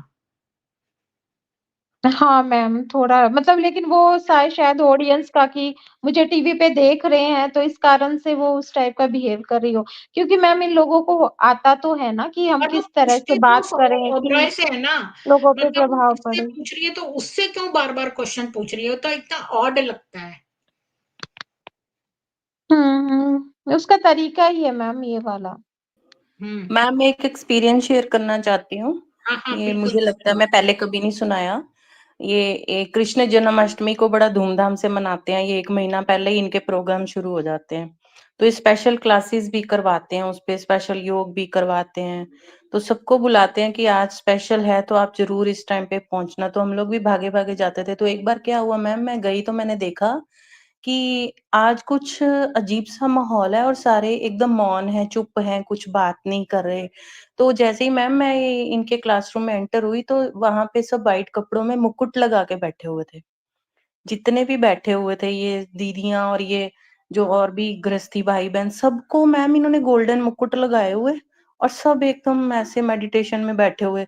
तो मेरे को वो सीन बड़ा देखने में ऐसे वो करते हैं ना जैसे मतलब हम लोग खींचे जाते थे इस चीज़ का, अच्छा बड़ा आज कुछ स्पेशल है, तो एक्सपीरियंस करना है, हमें भी करना है। तो जैसे ही मैम मैं बैठी मैंने एक बार पहले भी ज़िक्र किया था, इसके बारे में आप मैम ज़रूर सर्च करके बताएँ क्योंकि मेरे मन में इस चीज़ को लेके डाउट है। इन्होंने क्या किया मैम जैसे ही मैं जाके बैठी इन्होंने मेरे भी मुकुट लगा दिया। एक इनकी थी कोई ब्रह्मा कुमारी वो मुकुट लेके खड़ी थी, जो-जो आ रहा था सबको मुकुट लगा रही थी। तो मैम इन्होंने कुछ-कुछ के तिलक एक इनके यहाँ पे ना ये माउंट आबू में एक वो चंदन का तिलक लगाते हैं, वो डिब्बी सिर्फ़ इनके वहीं पे मिलती है। वो बाज़ार में मार्केट में प्योर से प्योर भी आपको मिलेगी नहीं। तो जैसे ही मैम उन्होंने यहाँ लगाया ना तो मेरे को माथे पे इतना ठंडा फ़ील मतलब एक तो होता है ना मैम चंदन की ठंडक बहुत मीठी-मीठी सी होती है। मैंने मेरी दादी कभी-कभी लगाया करी थी तो मुझे याद है। तो वो ठंडक ऐसी थी जैसे मेंथोल की ठंडक होती है, वो एक्स्ट्रा वाली कुछ। पता नहीं अच्छा, मैम कपूर जैसी, वो हाँ। लगाते ही ना मैम मेरे को ऐसे लगा कि मेरी बॉडी उड़ने लग गई है। और उसके बाद मैं उठ के नाच रही थी और मेरे को ये फ़ील हो रहा है कि मैं कुछ कर रही हूँ, पर मैं क्या कर रही हूँ मुझे ये नहीं पता कि मेरे हाथ-पैर कहाँ जा रहे हैं। और मेरे हुँ, पैर ऐसे थे जैसे हवा में हो गए हैं। तो अंदर ही अंदर मेरे को मैम आँखें मेरी बंद हो गई और मैं बेहोश होके गिर गई और 4 बंदे मेरे को उठा रहे हैं। तो जैसे ही मेरे को मैम वो थोड़े टाइम बाद 1 घंटे बाद ऐसे फ़ीलिंग आई, थोड़ा कॉन्शियस हुई मैं, तो मेरे को पता ही नहीं उस 1 घंटे में मेरे साथ क्या हुआ, मैं क्यों ऐसे कर रही थी, मैं क्या कर रही हूँ? मतलब अंदर ही अंदर मुझे कहीं न कहीं एक कोने में ये फ़ील हो रहा था कि कुछ ऐसा कर रही हूँ जो अजीब है। अब वो क्या था मुझे नहीं मालूम। तो जैसे ही मेरी आँखें वापस नॉर्मल हुई तो मुझे लगा कि मेरे को ना ऐसे हेजिटेशन हुई, कुछ शर्म सी आई और मैं ना वहाँ से 5-7 मिनट में निकल आई। तो ये इनके मैम जो फिर मैंने अगले दिन पूछा भी इनसे कि वो हुँ, ऐसा क्या था जो ठंडा-ठंडा लगा था माथे पे? हुँ, तो इन्होंने हँस मुस्कुराकर बोले कि ये तो सिर्फ़ वहीं पे मिलता है, ये कोई आम नहीं है चंदन, ये तो मार्केट में आपको मिलेगा ही नहीं। तो ऐसा क्या है जो वहाँ पे ही डिब्बी पैक करके दी जाती है? वो वहीं से मिलती है और वो सिर्फ़ टीचर्स बहनों को मिलती है और किसी को नहीं मिलती, इन्हीं के हाथ में होती है वो। और किसी को वो एज़ इट इज़ देते भी नहीं है, जैसे हम लोग गृहस्थी भाई-बहन जाते थे, हम लोग माँगते थे तो हमें वो देते भी नहीं है। पता नहीं उसमें ऐसा क्या है? ये मैम एक एक्सपीरियंस मेरे साथ ऐसा हुआ था, उसके बाद ना थोड़ा-सा मैं हेजिटेट होके जाना शुरू हो गई थी, कि ऐसा दोबारा अगर हो गया तो मेरे को तो सब पागल बोलने लग जाएँगे, कि क्या हो गया इसको? ये मैंने शेयर करना था मैम। ये वहाँ पे ये ड्रामा होता है जिसकी वज़ह से सब माताएँ, बहनें भागी जाती हैं। बहुत अच्छा आपने एक्सपीरियंस बताया, तो उसमें स्मेल थी पाउडर में? मैम खुशबू थी उसमें बहुत स्ट्रॉन्ग और वो इतना ठंडा था जैसे हम मेंथोल की कोई चीज़, कोई मेडिसिन पीते हैं तो अजीब-सी ठंडक आती है, वो ठंडक थी उसमें। चंदन वाली ठंडक नहीं थी मीठी-मीठी।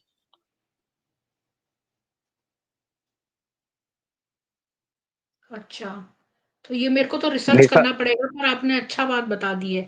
कोई होगा ड्रग होगा जो एक्सटर्नल एप्लीकेशन से हैलुसिनोजेनिक इफ़ेक्ट देता होगा। हाँ, क्योंकि दीदी चंदन तो सिर्फ जहाँ पे लगाते हैं बस उतनी ही जगह ठंडक देता है।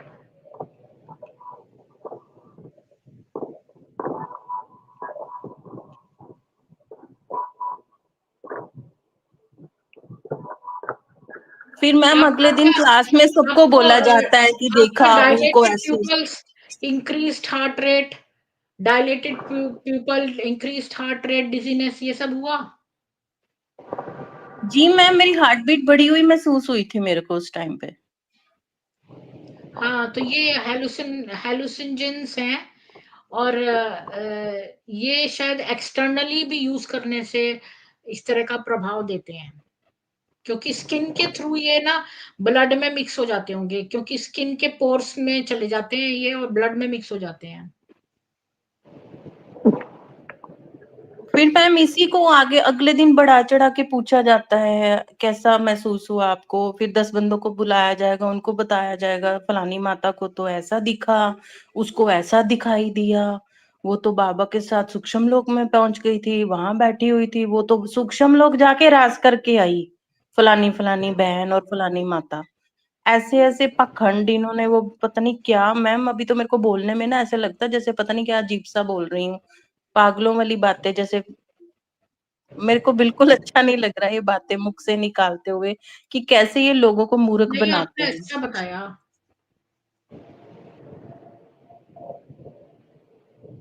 मैं ना उसके ऊपर रिसर्च करूंगी, अभी तो मैं कह नहीं सकती। इसमें लिखा है external application of drugs refers to administration of drugs directly to the skin, और ये सिस्टमिक सर्कुलेशन में एब्जॉर्ब लोकली हो जाते हैं और रबिंग से आ जाते हैं। कोई अगर रब करे आपकी स्किन पे और कॉटन पैड पे लगा के रखे, और कुछ लोग नाक से सूंघ लें तब भी हो जाता है, वेपर के थ्रू भी होता है। और मैम ऐसा मेरे साथ सिर्फ एक ही बार हुआ था, जबकि मैं 8 साल वहां गई हूँ, सिर्फ वन टाइम हुआ था। वो वन टाइम तभी हुआ जिस दिन वो ये तिलक लगाया गया था माथे पे, और किसी दिन ऐसा महसूस नहीं तो हुआ। उन्होंने देखा ना कि पिंचिंग मैकेनिज्म करके कि भाई आपका क्या रिएक्शन है, तो आगे आपके ऊपर करें कि ना करें।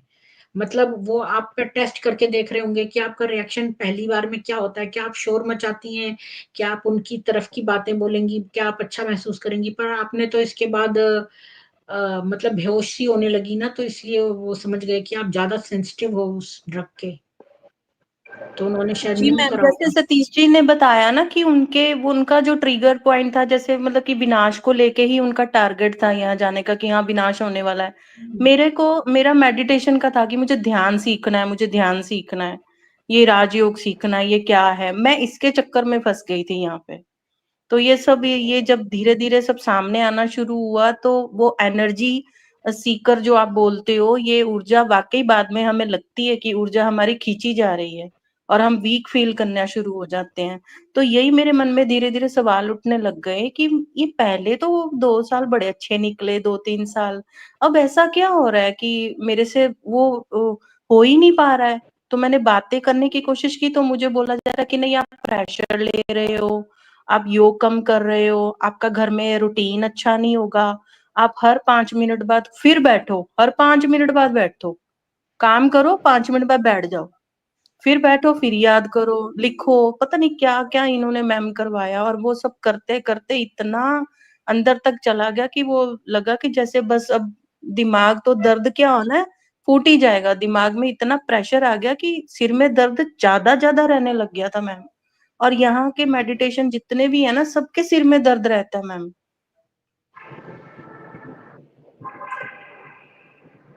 इवन जो वहां पे दीदियां थी ना मैम, उनमें से भी एक ऐसी थी जो हर टाइम अपने सिर पे मालिश करवाती रहती थी। जो भी भाई बहन जाते थे, कभी तेल डलवाना, कभी घी डलवाना, जब देखो सिर ही पकड़ा होता था उसने। वो इतनी सेवा करवाती थी वो सबसे, अपनी सिर दबवाने की।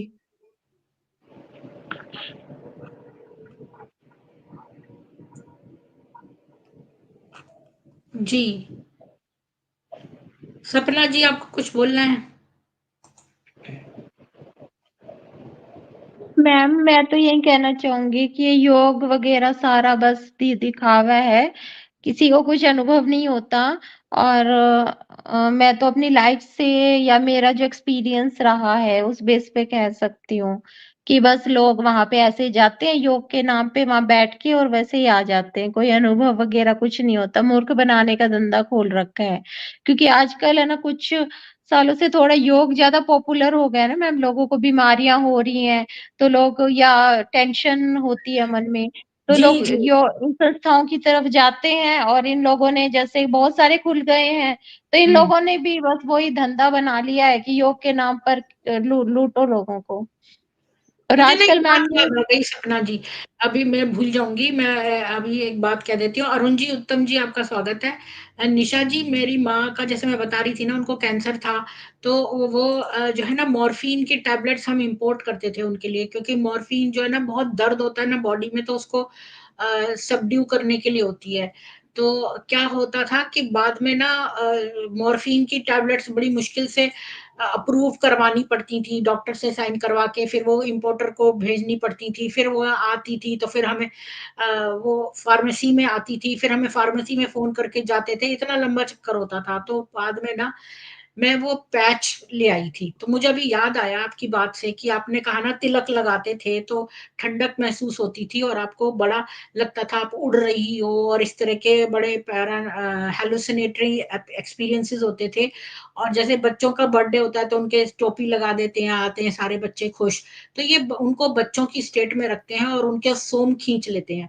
तो ये जो सब दादियों को मुकुट देते थे और आप आई तो आपको भी मुकुट दिया, और एक पाउडर आपके आपके चंदन जैसी ठंडक का नहीं था, बल्कि वो एक कर्पूर जैसा से भी तेज ठंडक देने वाला था। उससे आपके पूरे शरीर में एक कंपन आ गया, आपकी तेजी हार्ट बीट भी तेज हो गई और आपको उड़ने जैसा और इस तरह के अनुभव हुए। तो मुझे अभी अभी याद आया कि मैंने बाद में ना अपनी माँ का के लिए ना मॉर्फिन टैबलेट की जगह ना मॉर्फिन पैचेस आजकल आ गए हैं। तो उसका जो है ना पीठ में यहाँ पर हम पैच लगा देते हैं। तो वो मैं उसमें डायग्राम से देखकर अपनी माँ की पीठ पे लगाती थी। तो उससे क्या है ना कि जो है हर इतने घंटे के बाद नया पैच लगा देते थे। तो वो कई घंटों तक वो पैच जो है ना धीरे-धीरे स्किन के थ्रू ना उसमें जाता रहता था। तो ये एक ड्रग है मॉर्फिन, और ये हमारे शरीर में जब जाता है तो वो स्किन के थ्रू जाता है। तो बजाय वो ओरल लेने के स्किन पैच में लगाने लगी थी। तो इस तरह ये ड्रग स्किन के थ्रू वाले भी हैं, ये मुझे अभी-अभी याद आया। अब यहाँ मैं देखूँगी कि मॉर्फिन अगर कोई व्यक्ति कैंसर नहीं है पेशेंट और वो नॉर्मल व्यक्ति ले तो उसको क्या होगा? जब तक अरुण जी से बात करते हैं। अरुण जी आपका स्वागत है, बोलिए।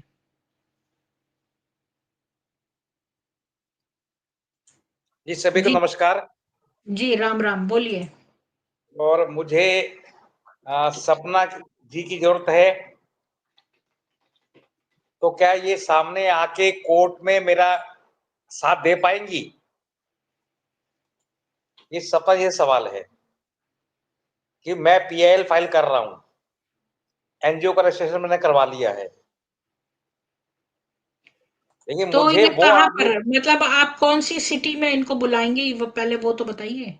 वो सारा अरेंजमेंट मैं करके दूंगा, विथ हस्बैंड आए अपने, फ्लाइट की टिकट दूंगा, सारी चीज दूंगा, अरेंज करके मैं दूंगा। वो मेरी एनजीओ अरुण करके जी, देगी। आप मेरे पर्सनल जो पे मुझे व्हाट्सअप कर दीजिए, आपको जो भी मेरे से बात करनी है। जी ठीक है, व्हाट्सएप क्योंकि पे मैं पूछ आप लेना। जी सपना जी, मैं बहुत आगे बढ़ चुका हूँ, अब मैं पीछे कदम नहीं हटा सकता हूँ। इस बीके ने जो मेरा नुकसान किया है, इससे ज्यादा नुकसान मैं इनका करके छोड़ूंगा।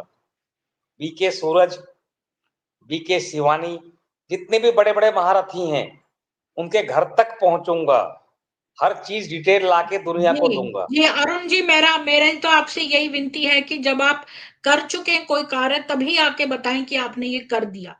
कार्य जी जी करने से बिल्कुल। पहले अनाउंस करने से उसकी महत्ता जो है वो कम हो जाती है और लोगों की नज़र लग जाती है। जी तो जी जब भी जी मेरे को जब ये डॉक्यूमेंट्री बनानी थी तो मैंने किसी को नहीं बताया, मैं चुपचाप बनाती रही, और जब मैंने बना ली और पब्लिश कर दी तब मैंने लोगों को बताया। तो क्योंकि अगर मैं पहले से ही ये कहूँ कि मैं ऐसा करने लगूँगी, मैं ये कर दूँगी, मैं वो कर दूँगी, तो मैं कुछ भी नहीं कर पाऊँगी, क्योंकि लोगों की नज़र लग जाती है। जी तो जी आप बिल्कुल, ये जो वो भी बात मैं। कार्य कर रहे हैं उसे हाँ गुप्त रूप से करिए, और जब वो जी, कार्य हो जाए तब आप उसको अनाउंस करिए। नहीं मेरे को अनाउंस करने की जरूरत ही नहीं पड़ेगी, खुद अनाउंस हो जाएगा, उसमें हाँ, मैं क्या करूंगा। तो सही है। पहले से बताने से नज़र लग जाएगी, टोक लग जाएगी, लोगों की गंदी नज़र और नेगेटिव ऊर्जा आपके ऊपर भेजेंगे वो, क्या फ़ायदा? वो मैं अच्छा, समझ चुका वो हूँ। चली गई वो चली गई जो आई थी अभी, मैंने पढ़ लिया। ये मॉर्फिन जो है ये ओपियोइड सब्सटेंस है और ये हैलुसिनेशन इफ़ेक्ट देता है। और जी ये तो मैं जी आपको अपने अनुभव से ही बता सकती हूँ कि स्किन के थ्रू भी ये आ जाता है। तो ये जो टीका लगाते थे, तो इसमें ज़रूर इसमें कुछ मॉर्फिन टाइप का ओपियोइड सब्सटेंस का लगाते होंगे पाउडर, और ये कहते हैं ना कि ये चीज़ तो आपको बीके में ही मिलेगी, कहीं और नहीं मिलेगी, तो इसका मतलब कि इनके पास इल्लीगल ड्रग्स हैं और उसको ये पाउडर फॉर्म में स्किन में डालते हैं। ये 100% बात सही है, क्योंकि मैंने इसको एक्सपीरियंस भी किया है। मेरी अपनी माँ के ऊपर मैं लगाती थी तो मुझे मालूम है, और नॉर्मल पर्सन लगाएगा उसको हेलुसिनोजेनिक इफेक्ट होगा। अगर आपको खुद से रिसर्च करनी है तो रिसर्च कर लीजिए इसके ऊपर। रिसर्च तो मैं सारे कर रहा हूँ और नहीं, प्रैक्टिकल भी कर अरुंधति रहा अभी हूँ। वो बता रही है ना अपना पर्सनल, आपने सुना नहीं? वो गई थी सेंटर पे, तो उनको किसी ने टीका लगाया, तो उस दिन सारे लोग मुकुट लगा रही थी ये लोग, और फिर इनको ऐसा लगा ये उड़ रही हैं, और बहुत ठंडक महसूस हुई, इनकी दिल की धड़कन तेज हो गई। तो इन्होंने उससे पूछा कि ये कौन सी चीज है जो इतना अफेक्ट कर रही है, तो बीके वाली जो दादी थी वो बोली निशा जी से कि भाई ये चीज तो यहीं मिलती है। ये सपना जी क्यों बता रही थी कि निशा जी बता रही थी कि ये चीज यहीं पे मिलती है और नहीं? निशा जी निशा जी बता रही बता रही थी। थी। तो हाँ। प्रीति जी वो तो उन्होंने बताया पास्ट एक्सपीरियंस। मैं 2 दिन का ऐसा बता रहा हूँ। अभी आप मेरी फोटो देख रही होंगी, मेरे ऊपर लाल टीका लगा हुआ है। हम्म। उस टीके का इफेक्ट मुझ पे क्या आ रहा है 2 दिन से मैं चेक कर रहा हूँ। हम्म। मैं किसी की बातों पे नहीं चलता हूँ। हम्म। मेरा आज्ञा चक्र अब कोई छू के दिखा दे, इस टीके के अंदर उनके लाइट्स जाएगी नहीं, एनर्जी जाएगी नहीं। जी। तो मैं हर चीज का अनुभव करता हूँ, अपने जीवन में उतारता हूँ, चाहे वो ब्रह्म जी। कुमारी का हो, चाहे ध्यान क्या है, वो मैं करके देखता हूँ। हम्म। और अच्छा, अपनी बॉडी मूंछों वाले पाकिस्तानी भगोड़ा बाबा जी, आपने मेरे को वीडियो लिंक नहीं भेजा, जहां मेरा डॉक्यूमेंट्री आई है उसका लिंक तो मेरे को भेज दो प्लीज।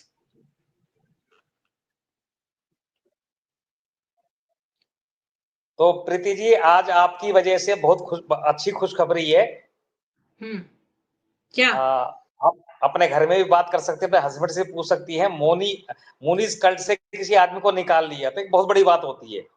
वैसे ब्रह्म कुमारी से 3-4 आदमी निकल चुके हैं। आज वो 4 आदमी निकले हैं, तो वो वहां से निकले हैं तो हमसे जुड़ेंगे। अब उनको सेटल करवाना, उनका मेंटली इलाज करना, वो काम हमारा है, वो हम कर देंगे। मैंने उनको ये बोला घर पहुंच जाओ, उसके बाद आप उसे संपर्क करो। क्योंकि ये मेंटली जो रिप्रोग्राम, माइंड को जो रिप्रोग्राम करते हैं ना, बिकॉज हमारे पास हमने सुना है कॉन्शियस माइंड, सब कॉन्शियस माइंड, इनफैक्ट और एक माइंड होता है। उसके बाद जो कॉन्शियस माइंड होता है उसके पास 2 थिंकिंग्स होती है, नेगेटिव एंड पॉजिटिव। नेगेटिव जो डेवलप करवाते हैं ब्रह्म कुमारी, और जो पॉजिटिव हमारे पास ऑलरेडी है। पॉजिटिव में क्या होता है, आपने मुझे कुछ कहा तो मैं हर तरीके से सोचूंगा कि प्रीति जी मुझे क्यों कहा, कब कहा, मेरी गलती क्या थी, मतलब हर पॉइंट ऑफ व्यू से सोचूंगा, फिर सच के नजदीक पहुंच जाऊंगा। बीके वाले प्रैक्टिस करवा के वो क्रिटिकल थिंकिंग खत्म कर देते हैं। बस ये एक थिंकिंग दे देते हैं, आपको इसके ऊपर सोचना ही नहीं है कि किसी ने ब्रह्म कुमारी की बुराई की तो वो दैत्य है, वो राक्षस है, या उसको क्या कहते हैं ये लोग इनकी भाषा में, माया है। इसके आगे नहीं सोचना है। सोच हमारी, हम आगे तक सोचेंगे तो ही तो सत्य पे पहुंचेंगे। बिना सोचे समझे, बिना फाइंडिंग्स के, बिना एक्सपेरिमेंट्स के क्या जहाज बन सकते हैं, रॉकेट बन सकते हैं?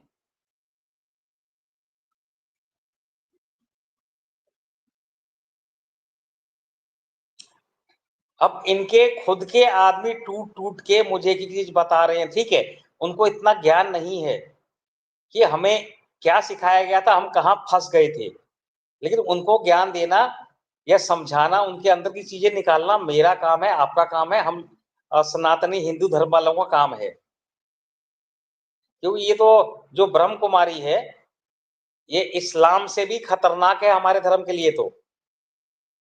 और अब जो भी इनके यहाँ जाता है वो पता नहीं कहाँ कहाँ से वीडियोस मेरे पास आ जाती है, जो कोई मंत्री चला गया, कोई संतरी चला गया, कोई नेता चला गया, उन सब की वीडियोस मेरे पास आ जाती है, लोग इतना सपोर्ट कर रहे हैं। हिंदू लोग सपोर्ट करने को तैयार हो गए जिनको ब्रह्म कुमारी से कोई लेना देना नहीं है। फंडिंग्स तक करने को तैयार हो गए हैं। तो इसका मतलब आज की तारीख में सनातन जग रहा है। तो इसका आपको कहूं, अपने आप को कहूं, मुझे नहीं मालूम किसको कहूं, बहुत बहुत धन्यवाद कहूंगा इस चीज को कि सनातनी जग रहा है। अगर सनातनी जग गया तो ब्रह्म कुमारी क्या चीज है हमारे सामने? कुछ नहीं है, फूंक मारते उड़ जाएगी ये तो। और मैं आपको कल फोटो शेयर करूंगा, बीके शिवानी जो कुमकुम नहीं लगाती थी, कल कुमकुम लगाए घूम रही थी। और एक इनसे एक सवाल भी ये है कि कल इन्होंने 2-3 जगह समर्थन करवाया है, तो ज्योति बिंदु से करवाओ ना, शिवलिंग से क्यों करवा रही हो? God is one, what is the figure? इनके हिसाब से कोई फिगर है ज्योति बिंदु, तो ज्योति बिंदु से समर्थन करवाओ, शिवलिंग से क्यों? डबल गेम क्यों? नहीं कि शिवलिंग हिंदू के देवता है तो हिंदू को डाइवर्ट करना चाहती हो तुम ज्योति बिंदु पे? ज्योति बिंदु किसका देवता है वो तो खुल के बताओ। वो ये लोग नहीं बताएंगे। ये एक तीर से 2-2 3-3 शिकार करती है ना, इस वजह से। तो अब तो 2-3 शिकार नहीं होंगे, ये खुद के तीर से खुद शिकार होंगी। उड़ता तीर ये अपने अंदर लेंगे। ऐसा कर दिया है, ऐसा हो गया है हमारी वजह से, मेरी आपकी और जो भी लोग जुड़े हैं उनकी वजह से। जैसे उत्तम जी जुड़े हैं इनकी वजह से, ये भी बहुत मेहनत कर रहे हैं, बहुत कोशिश कर रहे हैं। तो एक छोटे छोटे आदमी कोशिश करते हैं ना, बूंद बूंद से घड़ा भरता है, बस वो काम हो रहा है। मतलब गिलहरी वाली कोशिश हो रही है तो रामायण लिखी जाएगी, बीके की रामायण हम लिखेंगे जी। चले उत्तम जी आगे। हाँ, उत्तम जी आपका स्वागत है, बोलिए उत्तम जी। आज मारिया का अनुभव हमने सुनाया था, आपको क्या कहना उस विषय में? जी जी धन्यवाद। एक्सपीरियंस तो मैं नहीं सुन पाया क्योंकि जॉब के कारण थोड़ा लेट हो गया था, तो इस वजह से नहीं ढूंढ पाया। अभी अरुण जी आप अपनी बात रखिए, मैं फिर थोड़ा कंटिन्यू करूंगा आगे।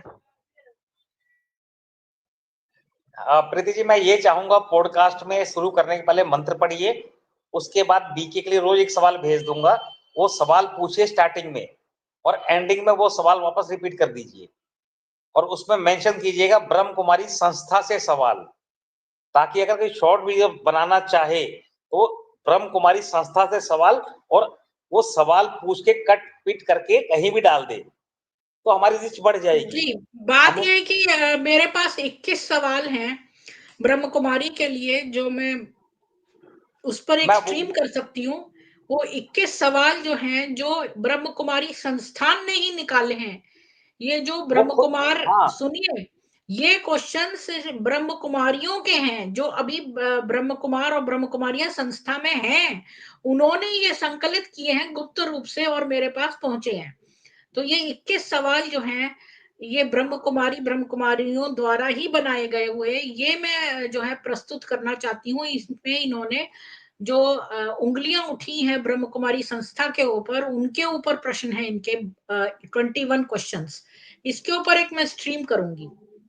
नहीं, एक दिन मत कीजिएगा, हर क्वेश्चन को उठा के उनके आंसर ले लीजिए, उसके बाद उस पर स्ट्रीम नहीं करनी है। रोज स्ट्रीम में एक क्वेश्चन डालना है, स्टार्टिंग में और एंडिंग में। इनको सोचने दीजिए क्या जवाब है। इन्होंने जवाब दिया है, वो जवाब भी हमारे पास आ रहे हैं, उन सबको कैलकुलेट करके हमें अपना व्यू रखना है। तो मैं समझती हूँ, ये तो अरुण जी आप ऐसा कर सकते हैं कि हर ट्यूसडे को XBK सभा होती है, तो उसमें आप एक एक क्वेश्चन पूछिए और उस दिन सभा करके सब लोगों को बुलाइए और उस पर बातचीत करिए, और इंदिरा जी रहेंगे और आप रहेंगे, तो आप लोग कंडक्ट करिए और सबसे इसी एक क्वेश्चन पूछिए और उस पर ही पूरे उसमें मैं क्वेश्चन लिख दूंगी थंबनेल पर ही। तो फिर उसमें क्या है कि सारे लोग जुड़ेंगे और उसी क्वेश्चन पर बोलेंगे। नहीं, वो क्वेश्चन तो सारे मेरे पास है, उनका एक वीडियो भी मेरे पास है, मैं आपको भेजा नहीं, कल भेज दूंगा। हाँ, तो उसमें क्वेश्चन आप मेरे को जो है एक एक करके भेजते रहो, उसको मैं थंबनेल पे लगा दूंगी। आप कंडक्ट कर लेना स्ट्रीम, हर ट्यूसडे को आप कंडक्ट करो स्ट्रीम। हाँ, तो हर ट्यूसडे को 5 क्वेश्चन से पूछे जाएंगे। हाँ, थंबनेल लगा दीजिएगा। हाँ, ये सवाल मतलब थंबनेल में हम बहुत सारी चीजें लंबे लंबे नहीं लिख सकते हैं, तो पहले 5 प्रश्न ऐसे करके लिख देंगे और उसमें आप 5 प्रश्न अपने रेडी रखिएगा और इंदिरा जी और आप रहेंगे और आप लोग कंडक्ट करना, सबको बुलाना, उस पर चर्चा रखना। जी। हम्म। हमें एक रह के काम करना, वो हम कर रहे हैं। बाकी आज बहुत का सी जो रुकावटें आती हैं। मारिया का अनुभव था कि वो मेडिटेशन करती थी तो उसके सिर में दर्द होता था, तो उसने यही लिखा है कि उसने फिर ये किसी तरह छोड़ दिया और उसको थकान महसूस होने लगी और वो चिड़चिड़ी हो गई। ज्यादा मेडिटेशन करने पर जब वो चिड़चिड़ी हो गई, वो थकान होने लगी, तो वो जब दादियों के पास गई तो उन्होंने कहा कि भाई आप तो आपके अंदर बुरे विचार आते हैं और आप ज्यादा ध्यान करिए। और तो इस तरह से उसको कह दिया और कहा कि तुम्हारे जो बीमारी आ रही है वो तुम्हारे बुरे कर्मों की वजह से आ रही है। तो इस तरह से जो है वो सारी ऊर्जा आपकी खींचते हैं। हमने इस विषय पे आज डिस्कस किया। तो उत्तम जी, अरुण जी, आपका बहुत धन्यवाद। मैं ये स्ट्रीम क्लोज करती हूँ और सभी से रिक्वेस्ट है कि इस प्रीति जी स्ट्रीम को एक ज्यादा मिनट। से ज्यादा शेयर करिए, लाइक करिए और जो है अपना समर्थन इस प्रकार से करिए, जो आपके थोड़े थोड़े प्रयास से ही बहुत सारे लोग जो हैं ये बीके छोड़ रहे हैं। आप सबसे कल फिर मिलेंगे ऋग्वेद में 3:30 बजे। जय सनातन वैदिक हिंदू विश्व, जय श्री राम।